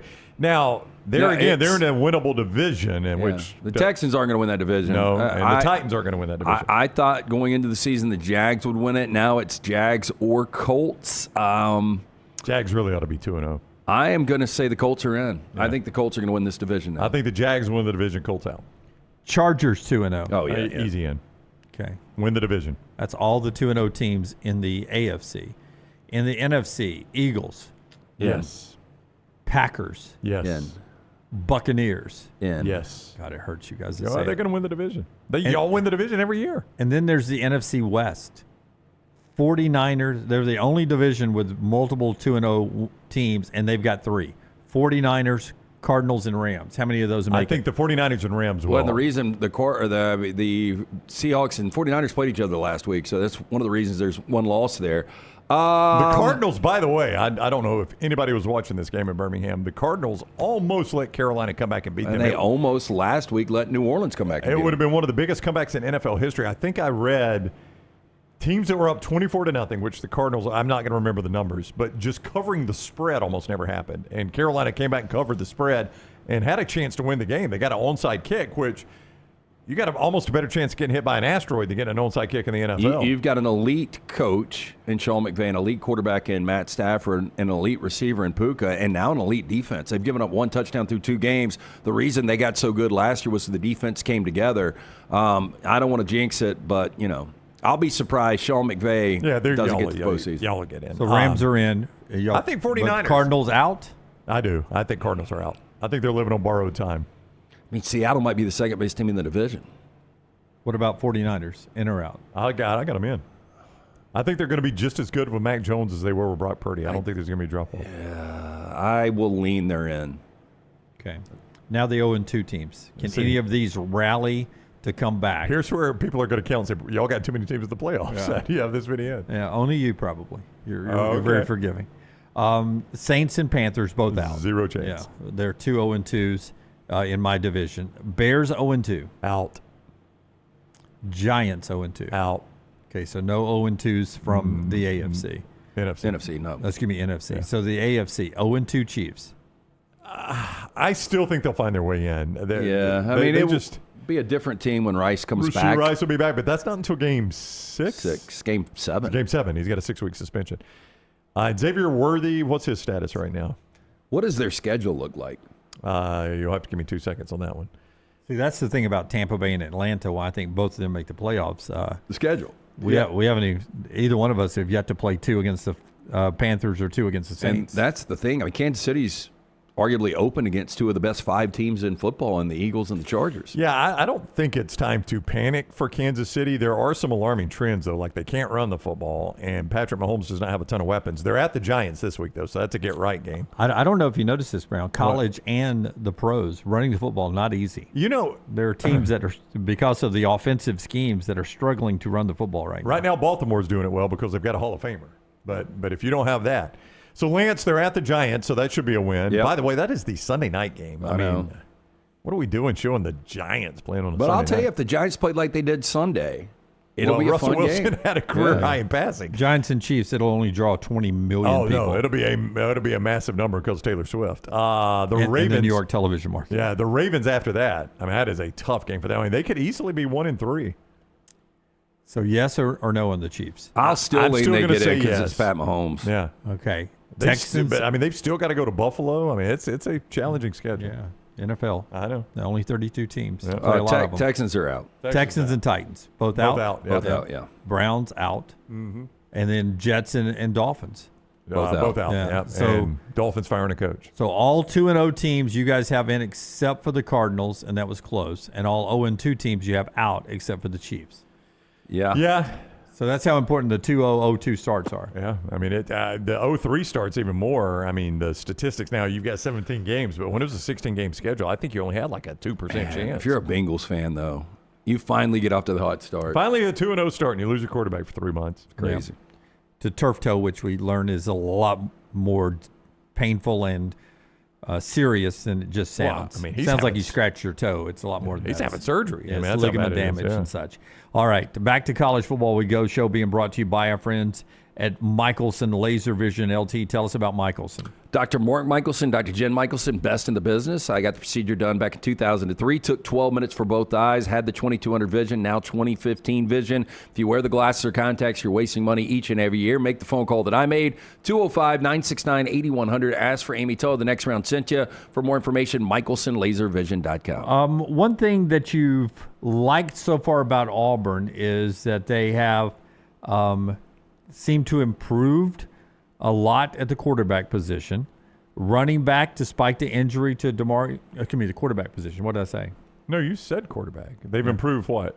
Auburn's improved a lot at the quarterback position, have they not? You're talking year over year? Like, is Jackson Arnold that much better than Peyton Thorne? Oh, yeah. Do you not think he is? So, yeah. I mean, agree. he runs better.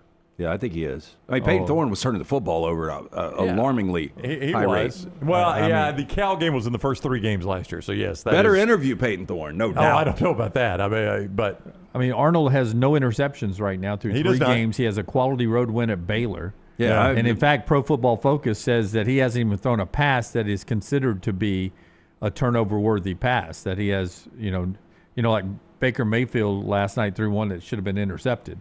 It was dropped by the defender. He hasn't even thrown one of those yet. So he's been almost perfect throwing the football so far. It's definitely an upgrade. I'm not saying this is going to happen, but if Auburn goes on the road and wins this game and he has 300 total yards and 3 or 4 touchdowns and doesn't turn it over, people are going to start to mention Jackson Arnold in the Heisman discussion, which sounds crazy. I'm not saying that's going to happen this weekend. Peyton Thorne's first 3 starts, he did have 7 touchdowns and 5 interceptions. Yeah, I mean, your expression there was throwing me off beat there when I thought I misspoke when I said quarterback position. No. I'm just not as high on Jackson Arnold as everybody else. And so, okay, let me rephrase what I was setting up to do here. No, but you are correct. They have improved at quarterback. I can't argue that. No, you're absolutely right about that one. So what's it going to take for you to finally stop with this conversation that you're not that impressed with Jackson Arnold compared to Peyton Thorne? Not necessarily compared to Peyton Thorne. If he helps win the game this week. When Auburn plays teams, and they're about to do this, teams where it is more challenging for them to run the football either with Jackson Arnold or Damari Alston or Jeremiah Cobb or whoever's carrying the football. If they win this weekend. I don't know. Tell me how Jackson Arnold does. Do they win this weekend because John Mateer throws 3 picks? I mean, I can't just say if they win the game. I mean, this is a question about Jackson Arnold, not about Auburn. I want to see them play a team that can take the run away from them to see what Jackson Arnold does in that situation. They're going to do that. I mean, we're going to see that. It'll happen over these next 4 weeks when they're playing Oklahoma, Texas A&M, Georgia, and Missouri. Those are all ranked teams, 3 of which are top 11 teams. We're going to see them play a defense that is going to limit the run, especially the Jackson Arnold run, and Auburn is going to have to throw the football to move it. When they are in that situation, which they have not been yet all season long, Baylor never forced them to do it. They were playing a badly overmatched opponent in Ball State, and then South Alabama, it was 28-3. So Auburn was never in a situation where you've got to throw the football. So I just want to see him do that in that situation is all I'm asking. I'm not trying to dog the kid out. I know that's what it sounds like. I just want to see him have to throw the ball. Forrester, if you can give me Vandy's schedule.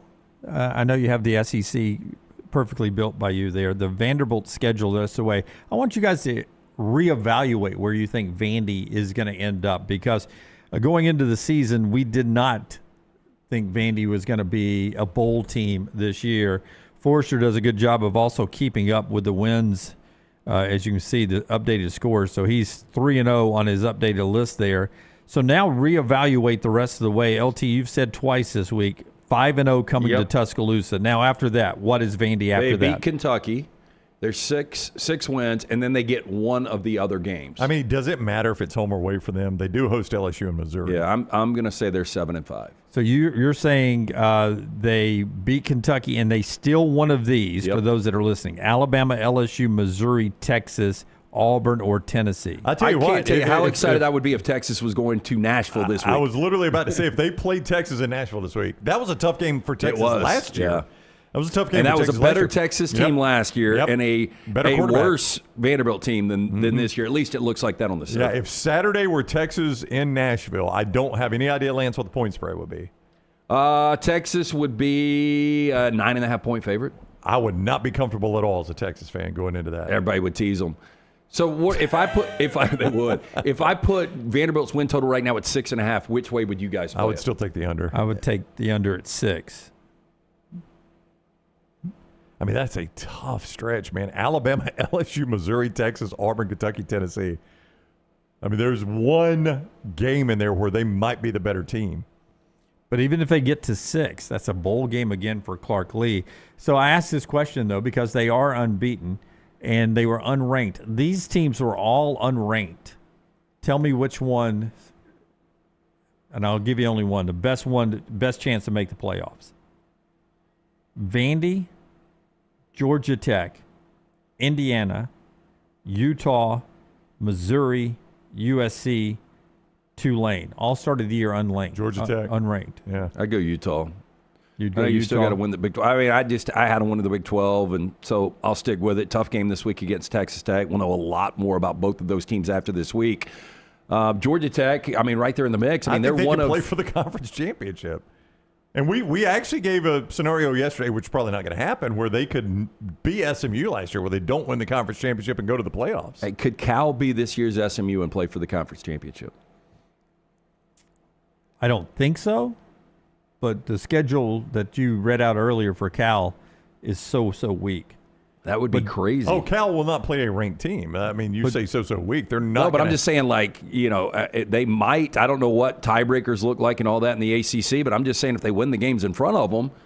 Well, I mean, what if your ACC championship game is Cal and Georgia Tech? I mean, how unlikely is that? I mean, they struggle with attendance to begin with, but let it be Cal and Georgia Tech. I mean, USC so far looks like a playoff team. They do, and I thought even although they didn't get the cover this past weekend, I thought there were improvements against Purdue. How much of that game did you? I watched the entire thing, and I stuck with it, and I even kept it on a side TV when they went to studio. I finally gave up. Was it a sloppy track after all that weather? No, not really. Really? It dried out pretty Because I good. wondered what happened to their offense. Was it just Purdue's defense? Yeah, I mean, Purdue's defense played pretty well, and they didn't finish some drives. I mean, 4 field goal attempts. That game felt perfect for me in the 2:30 window, but once we got to the primetime window after that long delay, it was frustrating because I kept it on. But I did see, I think USC is going to be really good this year. Yeah, my favorite part is I said during the week, no rain, only 15% chance of rain, so weather won't be a factor on the slippery grass. And it was one of the longest weather delays I have ever seen. Yep. I mean, what did it end up being? Well, I mean, when moved it from a 12 noon body clock game for USC to no problem body clock game. That's what Lincoln Riley said. He said, hey, the weather gods are just getting us right because we're back on Pacific time now. Every time I checked back on it, all I saw was Neuheisel and who else? The Aaron, the guy that played at Notre Dame. Studio show. Yeah, I mean, I'm like, those guys, they showed up thinking, all right, we may have to fill 30 minutes at a time today. And they were on that set for like 2.5 hours. Yeah, the whole time. All right, in our next segment before trash, I'll ask you the biggest alarm bells in college football. And they did honor Gary, by the way, at halftime. Yeah, I did see that. That's good. He deserves at that. Ross-Ade Stadium. Yeah, They did? Yeah. Former Purdue quarterback. Former Purdue Drew Brees quarterback was there. Yeah, but it was a pretty cool moment. Yeah. So I'll ask you when we come back on the other side, before we get to trash, the biggest alarm bells in college football for you guys right now. Is Arch Manning in your top 3?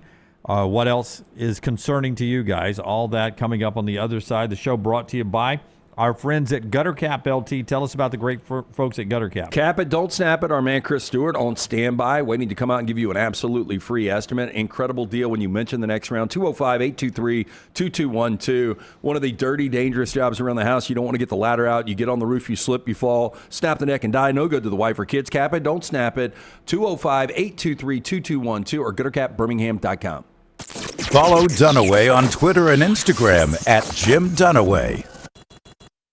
Honey, a while back, life knocked me flat on my behind. I was hit by an 18-wheeler, and Lord of mercy, it left me hurting. Now, I heard through the grapevine that Alexander Shannara had recovered big money for some people. You been hurt? Can't work? Don't sit there suffering. Call my people at Alexander Shannara Trial Attorneys. Ain't gonna cost you a dime, so pick up the phone and dial 659-777-7777 or go to Shannara.com, because when I called, Alexander Shannara answered. Call me, Alabama. No representation made that the legal services provided are better than legal services provided by other attorneys. What a matchup we've got, folks. Just nonstop action. The energy is electric and the fans are all in. An intense game like this calls for a Coca-Cola. Ah, crisp and refreshing. That's a game changer. Yeah, that taste scores every time. And just like that, they're back at it. Passionate fans and an ice-cold Coca-Cola. Now that's a winning combo. No matter the team, no matter the sport, everyone knows fan work is thirsty work. Enjoy a Coca-Cola. Get all your favorite Next Round gear all in one place, nextround.store. From our Next Round hats to the logo tees to the all-time best-selling Y'all Can Have the Rest shirt, you can look your best by shopping with us at nextround.store. Take the next round anywhere with nextround.store. This hour of The Next Round is presented by the Birmingham Racecourse Casino, now featuring 7 days of giveaways with your chance to win a share of up to $125,000. The more you visit the Birmingham Racecourse Casino, the more chances you have to win.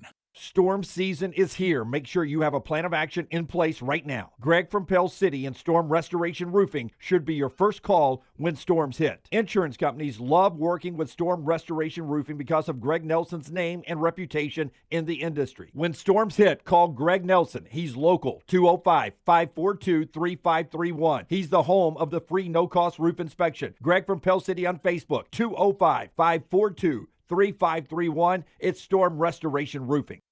Twin Peaks is the best in the game. Here, you're in the red zone for every college rivalry and divisional matchup all season long. I mean, where else are the scenic views as good as your view of the game?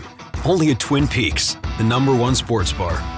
Hey, there's nothing worse than waking up to a plumbing problem. Don't get caught in a flooded house. Call the guys at Hemphill Services. Adam, Chad, and the team at Hemphill are the only ones I trust to fix it and fix it right the first time. Hemphill Services does it right and always at a fair price. For all of your plumbing, cooling, and heating needs, trust the name that Birmingham has trusted since 1954. That is Hemphill Services. Call now, 205-229-2090. That's 205-229-2090. Never miss anything from The Next Round when you listen on demand through the podcast platform of your choice, Apple, Spotify, iHeart, or Google Podcast. Wherever you listen, always like, follow, subscribe. Turn on automatic download so you can catch every part of The Next Round. Listen anywhere in the world, anytime on the Next Round podcast feed, and support the show by following, subscribing, and turning on automatic downloads on any podcast platform. Listen anywhere in the world, anytime on the Next Round podcast feed. Thanks for always making The Next Round a big part of your day. It's bow time. Tired of choosing between sweet and savory? Why not have both? Introducing Bojangles' new chicken and bowberry waffles. The bold Cajun chicken filet you love, now drizzled with a bowberry honey glaze and sandwiched between two warm waffles. Which means your favorite meal of the day just met your new favorite dish. And lucky for you, it's served all day. But it's only here for a limited time. So try chicken and Bowberry waffles at Bojangles today. It's bow time.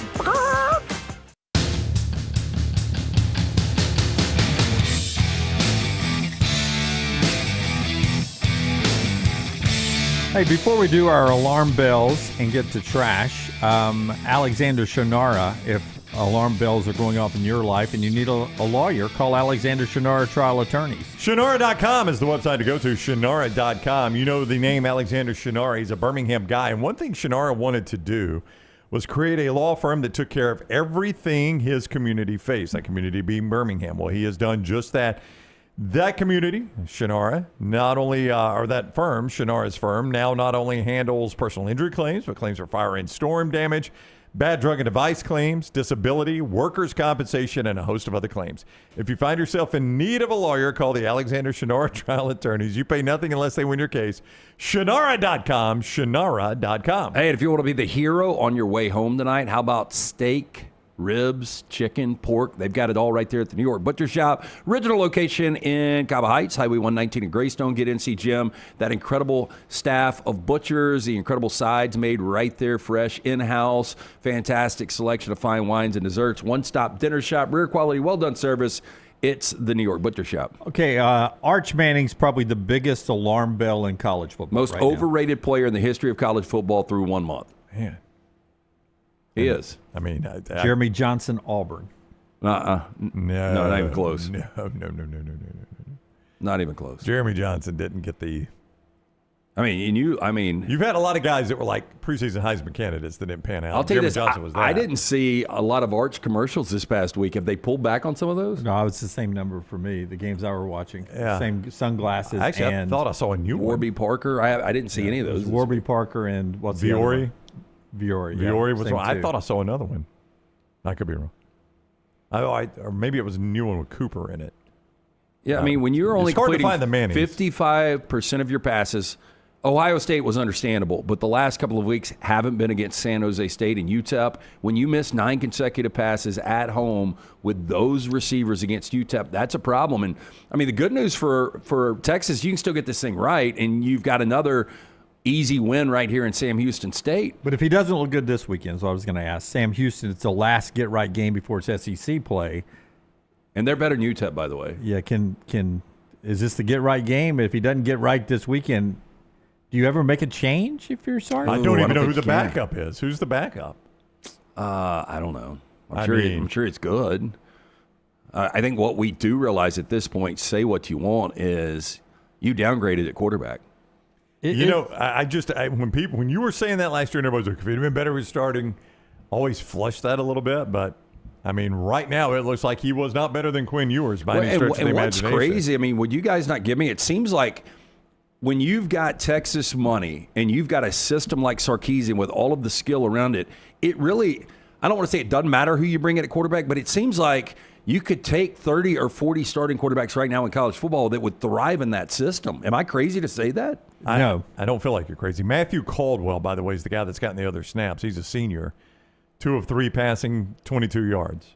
So, I mean, if you made a change, he's on that roster to do one of two things: coach in his future or party hard and say he's a Texas quarterback. That's right. 6.7 yards per attempt. I mentioned that yesterday on the show. Would have been 98th in the country. So 55% completion rate, and when he's completing are short passes. Other than Arch, which is the obvious, give me another alarm bell that's going off for you. Check engine light. Kate Klubnik. Yeah. Like, another one of these quarterbacks. I think there was a lot of people, if you did a top 10 quarterback list going into the season, a lot of people would have had Klubnik and Arch 1 and 2. And look, I wasn't high on Arch. I was high on Kate Klubnik because I actually saw it last year. And I am blown away with how bad he has been, how careless he's been with the football. The fumble that he had this past week in Atlanta was one of the huge difference makers in that loss. I'm just blown away that he is not on the same page as Garrett Riley right now. And I don't know if it gets fixed because their schedule gets pretty difficult for an ACC schedule.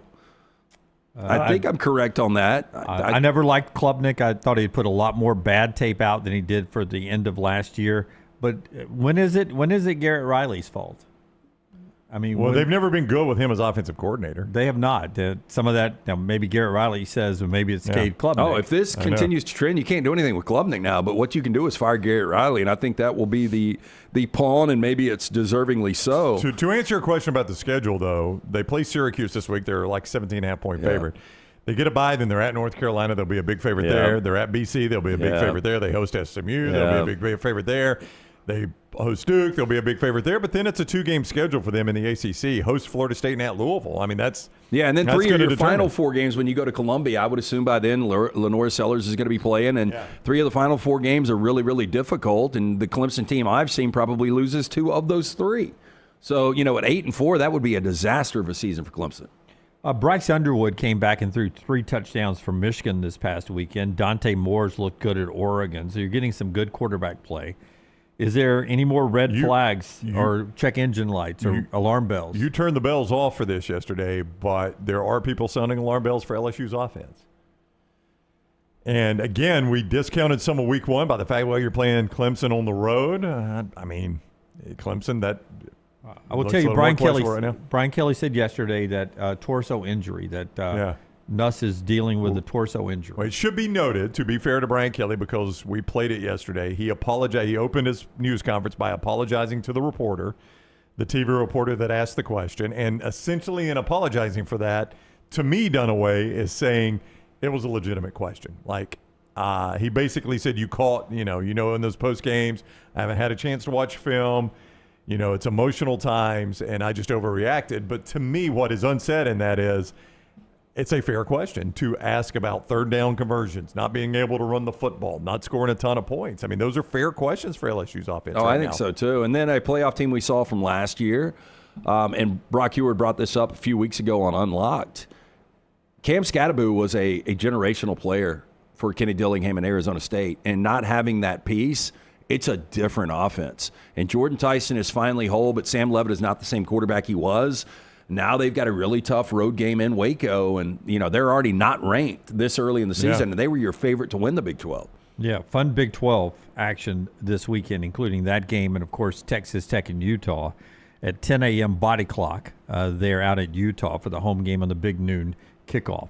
All right, those are our check engine lights, alarm bells. Before we get to trash, the show being brought to you by our wonderful friends at Hemp Hill Heating and Cooling, 24-hour emergency service on standby 7 days a week. Yeah, Adam, Chad, Andrew, the guys awaiting your call if you have any issues with the plumbing, heating, or cooling. Trust the name. Birmingham has trusted since 1954 for any and all of those issues. 205-229-2090 or hemphillservices.com.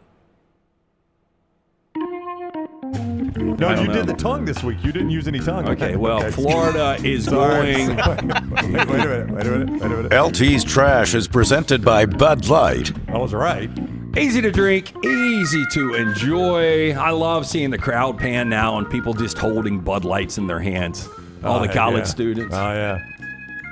And NFL. So I saw a video of this, and I don't know if you've got still shots, Tyler, but man, Arizona man was beaten up by fellow moviegoers after allegedly urinating inside of the theater during a showing of Demon Slayer. Now, according to a report from TMZ, officers from the police department got a call to a local movie theater over the weekend for a man accused of urinating inside of the theater during this film. Video on social media shows the alleged suspect lying down in the theater seats in an effort to protect himself as several other males unleash a series of punches, all while the movie continues to play in the background. Now, the original story I heard was he peed on a kid. Yeah, now that's going to – I was about to say, this seems like a violent reaction for just a guy urinating in the theater. Yeah, but if he urinates on a child, now we got a different – Yeah, it got brought up in this. They haven't confirmed that, but for that kind of aggressive behavior, he had to have done something like that. Like, if I'm in a movie and a guy starts urinating in the theater, I'm probably just going to get my family and leave. I don't think I'm going to pummel the guy like that. No. I mean, maybe thump him in the head. Yeah, throw something at him. Get your shit together. But, yeah. Boy, he goes in for another punch. They beat that guy to a pulp, didn't they? How is Demon Slayer, by the way? I've been meaning to catch up on it. I've only seen a few episodes of it, but it is doing crazy numbers in the theater. And number one spot, 132 mil it's made globally already, which is crazy. Yep, a few years ago, just Demon Slayer outsold the entire American comic book industry, and it's just one of those properties that seems to appeal to everyone from age 7 to age 70. I don't know how. I'll tell you what sucks when you finally, and you go to a lot of movies, so maybe you experience this. I experience it too much. About 1 out of every 10 times I go to the movies, like the sound doesn't work, the picture doesn't work. Somebody urinates. There's a problem. Yeah, I mean, like to put all that effort in and to go and then to think you're going to have an enjoyable experience for a couple of hours and somebody takes a piss and a bunch of dudes whip his ass. I mean. Well, whenever something like this happens or they have to stop the movie, they usually give everybody in the audience a pain in the ass. A voucher to come back. Yeah. But yeah, it's still a pain. So the World Stone Skimming Championships, where is that on y'all's radar?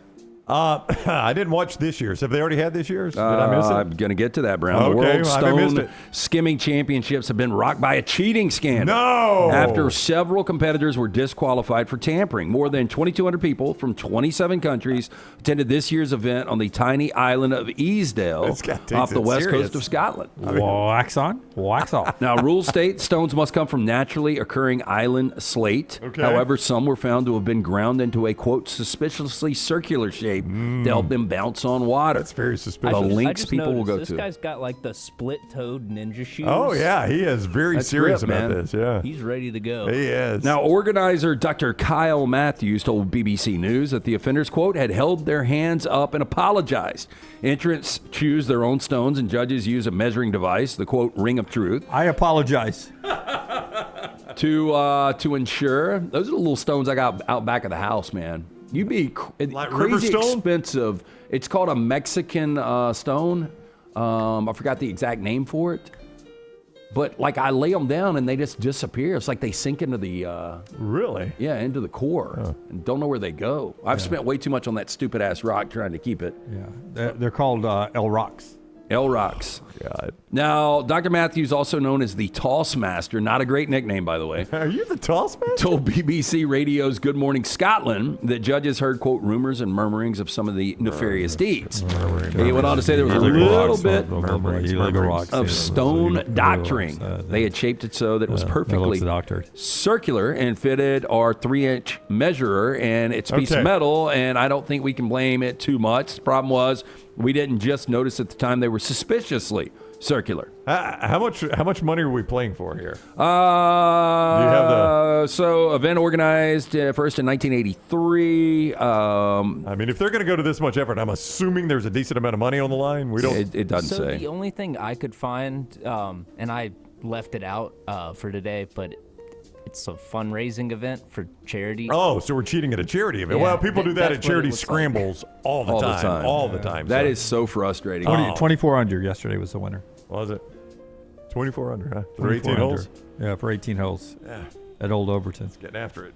Yeah. I mean, sometimes you do walk into those scrambles and they post a number on the board and you're like, this thing's over. Might as well leave. Yeah. Well, no, I was texting your buddy Jim, who was there. I said, I noticed when I was giving out the awards, your team didn't win. He says, I've learned a long time ago that there are people who really want to win scrambles, and then there was my team. That's right. Yeah, if I avoid scrambles like the plague, but if I do play in one, we're just going to have fun. We are not trying to win because you're not going to win. And my favorite is when you play in a scramble and they go, we need the scorecards from Team Dunaway scorecard. I'm like, well, best we finish the second now because that scorecard haven't turned in. Yeah. They go see the number. Well, I've been on the teams before where like everybody will miss their putt and then the guy will be like, hey man, everybody just, take a mulligan here. Just everybody putt again. There are no rules in a scramble. I'm like, wow. Investigators searching for a man they say robbed a popular Disney Springs restaurant by swimming up in scuba gear in a wetsuit, then swimming away after he stole thousands of dollars.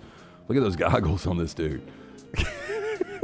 The robber hit the Paddlefish restaurant shortly after midnight Monday after it closed to its guests, according to a report released by the sheriff's office. Deputies said the man found a place to store his wetsuit and scuba gear before walking into the manager's office, where cash from the night was being counted and deposited into a safe.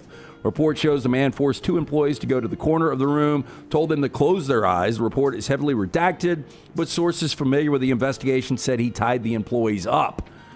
Man stole between $10,000 and $20,000 per the pending charge. The employee There were said $10,000 to $20,000 at the paddle boat catfish restaurant? It's a Disney restaurant. Oh, is it? Yeah. Really? Okay. Yeah. Employees said he left within 2 minutes, called 911 after freeing themselves. Neither of the employees were hurt. Man did not brandish any weapons, according to the report. After leaving the replica steamboat, investigators believe the man donned his scuba gear and jumped back into the pond to search for the man immediately after the robbery was reported. Yielded no results. Okay, can I just tell you? This guy is going to get away with this. Yeah, I think he is. Or he got eaten by a gator. Oh, there's that possibility. I mean, it's the inside job first, because how do we know what time we're counting? Yeah. Secondly, how slow is the getaway if I've got to put back on my wetsuit and scuba gear? That's not easy. That's not easy. That's not a quick getaway. They did say within 2 minutes he was out, though. So this guy did have it planned. I agree with you, probably inside job. And all you got to do is look at current or former employees that have diving certificates. Yeah. Oh, wow. Yeah, that's going to narrow it down, isn't it? You don't have a weapon, and you want me to, and you're wet, and you want me to stand in the corner? Sure, I'll do that. I'll answer Forrester's question in the chat room. That is not the Brown Bandit. Brown Bandit doesn't have to steal money. He's making money. Yeah, you're getting guys fired. Yeah, he had the money line on that game Friday night. We got to do something about influencers. We are. Where are we? TikTok here? Is this a TikTok story? This is a TikToker. Influencers riled up thousands of people on TikTok after posting a video of herself making homemade pasta from scratch on a plane 30,000 feet in the air. It's not a plane. Now, in the video, the foodie and pasta guru, Katie Brooks, who goes by the name Bueno Pasta Club, mixes flour and water together in a bowl while the plane is cruising through the clouds. She then rolls into the dough, cuts it into small blocks using, keyword here, a knife. Yeah, can't do that. Shapes it using a tiny wooden pasta board. I bet that is good She pasta. put the post, point of view, you hate airline food, so you make it yourself, the influencer says, who has 225,000 followers on TikTok. Obviously meant to be a joke to get the views to her pasta page, but the video has racked up a whopping 11.5 million views, and people are not happy in the comments. Some people are talking about how the hygiene's a problem. People are talking about how it's rude and annoying to the people sitting next to you. Or the fact that you've got a knife on a plane. Yes, all the above. I mean, I got to be honest, the meal looks pretty damn good. It does for airplane food. Do we have a lava cake back there? It does look like chocolate. Now, lava would cake. you eat it, though, LT, knowing that she rolled it right there in that germ-infested area, that little tube of germs? I feel about as filthy as I can ever feel getting off a plane. When I was about to say that. When I fly somewhere, the first thing I want to do is get to the hotel and take a shower. I feel just filthy. Like, I feel worse sitting in an airplane than I do in a doctor's waiting room. And I hate going to the doctor and sitting in the waiting room. I tend to agree with you. So I went to, and I brought this up to you yesterday, Brown. Have you guys ever been to the Oasis in Tuscaloosa? Yeah. It's on the backside, Alberta City. Great burger. Never been there. I've driven past it forever. That's a good burger. And I've always said that you can eat at the Oasis. Oh, yeah. Right there in that burger. the back road. Yeah. With a neon sign. Yeah. So me and Maddie stopped, and we go in there, and it was a throwback to the 70s. Wood paneling still all throughout it, and packs of cigarettes laying around and just smoke. Like, I didn't see anybody smoking, but that's all I could smell. And then until I got home, I felt like Brown at Innisfree back in the day. And that was 15 years ago. I just didn't think you could legally smoke anywhere. But, man, I was absolutely covered head to toe in smoke. So you went there just this past week? Yeah, because I was starving. I didn't know you guys had had friends in low places. I did the Bama and Bourbon afterwards, and then we went by Innisfree to see some friends up there. And so, like, I hadn't eaten all day, so I was starving. That burger was legit. I think of that song every time I drive past By that the place. Oasis? Yeah. You got to ease on down to the Oasis. Have you... It was so funny. A guy was walking out, and the bartender, Johnny, do you need a ride? And he turns around, and you can't see. And it's one of those where door hits, and it's very dark in there. Yeah, and so he's still got light, and he's just looking like... It looked like he was concussed. Yeah. I'll make it. Oh, God. Have you ever Not a no, but I'll make it. I'll make it. So I do need a driver. But have you ever had the burger joint over by Benbrook, the convenience store, J&J Grocery? Have you ever had that burger? Yes. You like it, Dunaway? That's a good burger. Really nice people in there. I knew Dunaway was not going to like that burger. When I said, do you like it, before I even said Dunaway, I knew he wasn't going to like it. Yeah, and Marion, there used to be a place called J&B's that was really good. Yeah, they smoke in that joint, too. They do. And it's one of those where you're like, does the health department know this place exists?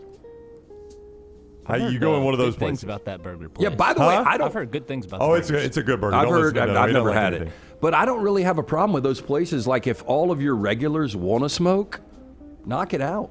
Like I'm walking into your territory. No, you're right about that. Yeah, I can go I would somewhere like a else. little warning. I'd like to know maybe a sign out front: smoking is allowed in this Yeah. facility. And again, I didn't see anybody smoking. I could just smell it. Well, it could and be. I saw packs it could everywhere. be a You're hold right, over. Brown. They need to post signs because Yeah. once you walk in, you can't turn around and walk out No. because you've got to. And you smell like, all you You got to gotta do is be stay. in there for a second. You smell like the rest of the day done away. You don't need a sign, Brown. You walk in. If you don't like it, you can leave. Well, I'd like to know before I pull in the parking lot and park. Maybe a sign out by the street. Yeah, there were two things. I haven't been to a high school football game in forever, and I went this past Friday night. And one thing that I noticed is all the cheerleaders at halftime, like there wasn't any interaction between them or fans or stuff. They were just on their phones. Like everybody walking around, all students. Had to update the ground. Nothing when they're, because I had never really seen that, but like how much the world has changed. And, back to the 80s or 90s, before cell phones, almost every other person smoked. Is that fair? Like I was never a smoker. I know you guys weren't smokers, No, but I never had one in my life. it seemed like every other person I knew smoked. Would you agree with that? Yeah, every other person, yeah, at one point in my life. But then, it really phased out for a while. Then it made a comeback, and then. I just remember high school. You could have by the flagpole. Oh people yeah, were smoking. no, we had a smoking rock that you could pay for. That you paid the school for a permit to where during break you could go out and smoke while you were in school. Yeah, Tyler, how about this? We couldn't have carbonated soda. That's right. In high school, we couldn't wear shorts or chew gum, but you could smoke back in the day. If your parents had signed a consent and you paid some fee. Yeah, now you can cuss out your teacher and get away with You it. had to pay a smoker's fee. Oh, yeah. That blows me away every time you tell that story. Yeah. The school was like, oh, we'll let them do something horrifically unhealthy as long as they pay us. It was like you had to get your parent had to sign a form, and I think it was like $10. Yeah, I swear, though, the health department back in the day, whatever study they did, it's unhealthy to drink a delicious Coca-Cola before noon, but if you want to go smoke. Oh, yeah, light one up. Yeah. See, when I was in school, we had vending machines, but they only gave you 4 chicken nuggets for lunch. Oh, yeah. So we had big you lunches. You got stop and chicken- get a full sugar Coca-Cola after every class. You could, go get chips and stuff, but don't eat more than 4 But you didn't get nuggets. chicken fingers or chicken nuggets from the vending machine. Oh, no, for Okay. lunch. Yeah, you only lunchroom get 4. worker. Oh, see, we needed money at Thompson in senior year. I don't know if it's for athletics or for the library or what, but senior year we finally got the soda. Maybe it's junior year soda machines in high school. Yeah. To where everybody could go throw change in there, and somebody was collecting that money. I don't know if it was athletics or the band or cheerleading. Or the assistant My principal. graduating Principal, class maybe, was right around 200, so probably not big enough back in the day. But like Maddie was telling me, her graduating class was 1,500, and I would think Thompson now not that big. Not Hoover that probably big, but not it's that pretty big, big. but big enough. Would a good business model not be bringing a Taco Bell and letting them have, like Devontae Adams got one in his house, put one in one of these food schools. Court? Like a high school food court? Would you not crush it? Oh, I would, but can you imagine the line at lunch for a Taco Bell? I just don't think they could pump it out quick enough. Yeah, but what Chick-fil-A. What if I got a Chick-fil-A that was inside one of the big high schools?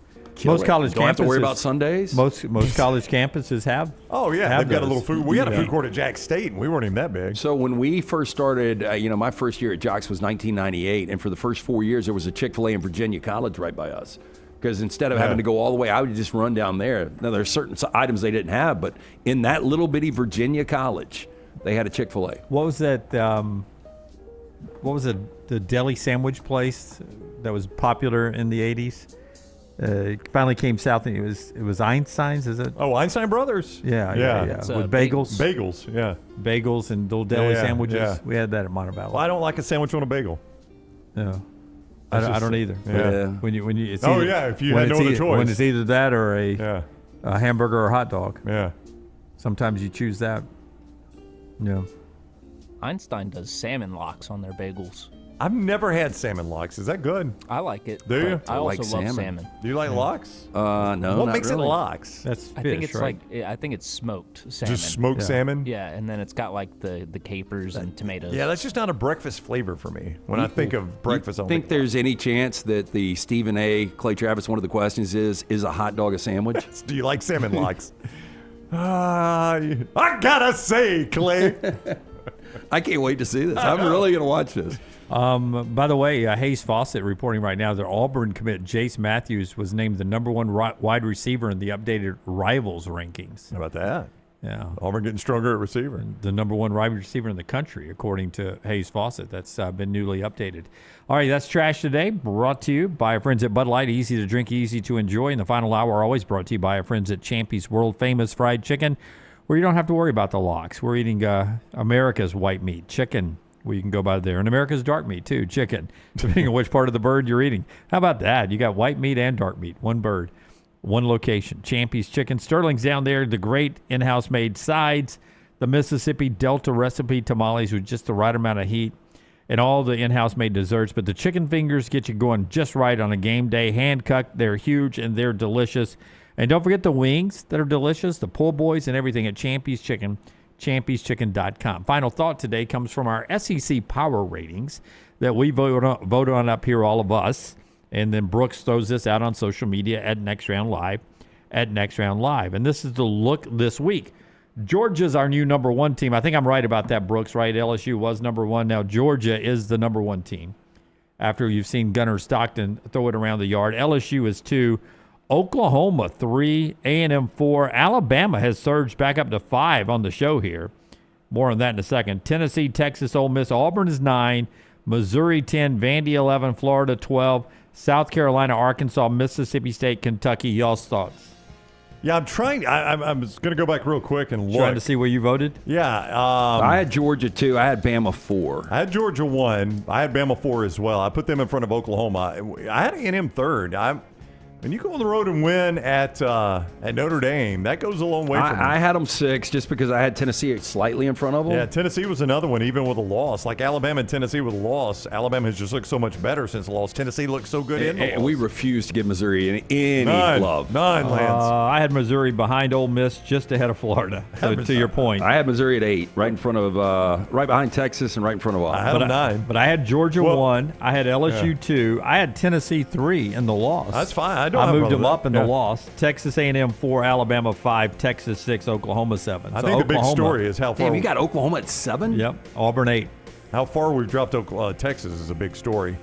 Battle of 7 and 8 this weekend in my SEC Power Rankings in Norman. Vandy 9, Ole Miss 10 for me. Missouri 11. Good league, I think. Great league. Great league. Yeah. All right, that's the show. Don't forget Unlocked's available for you. If you missed it yesterday live, you can get it recorded and audio and video platform right now. Unlocked with Brock Heward and Lance Taylor. Until next time, God bless you and God bless America.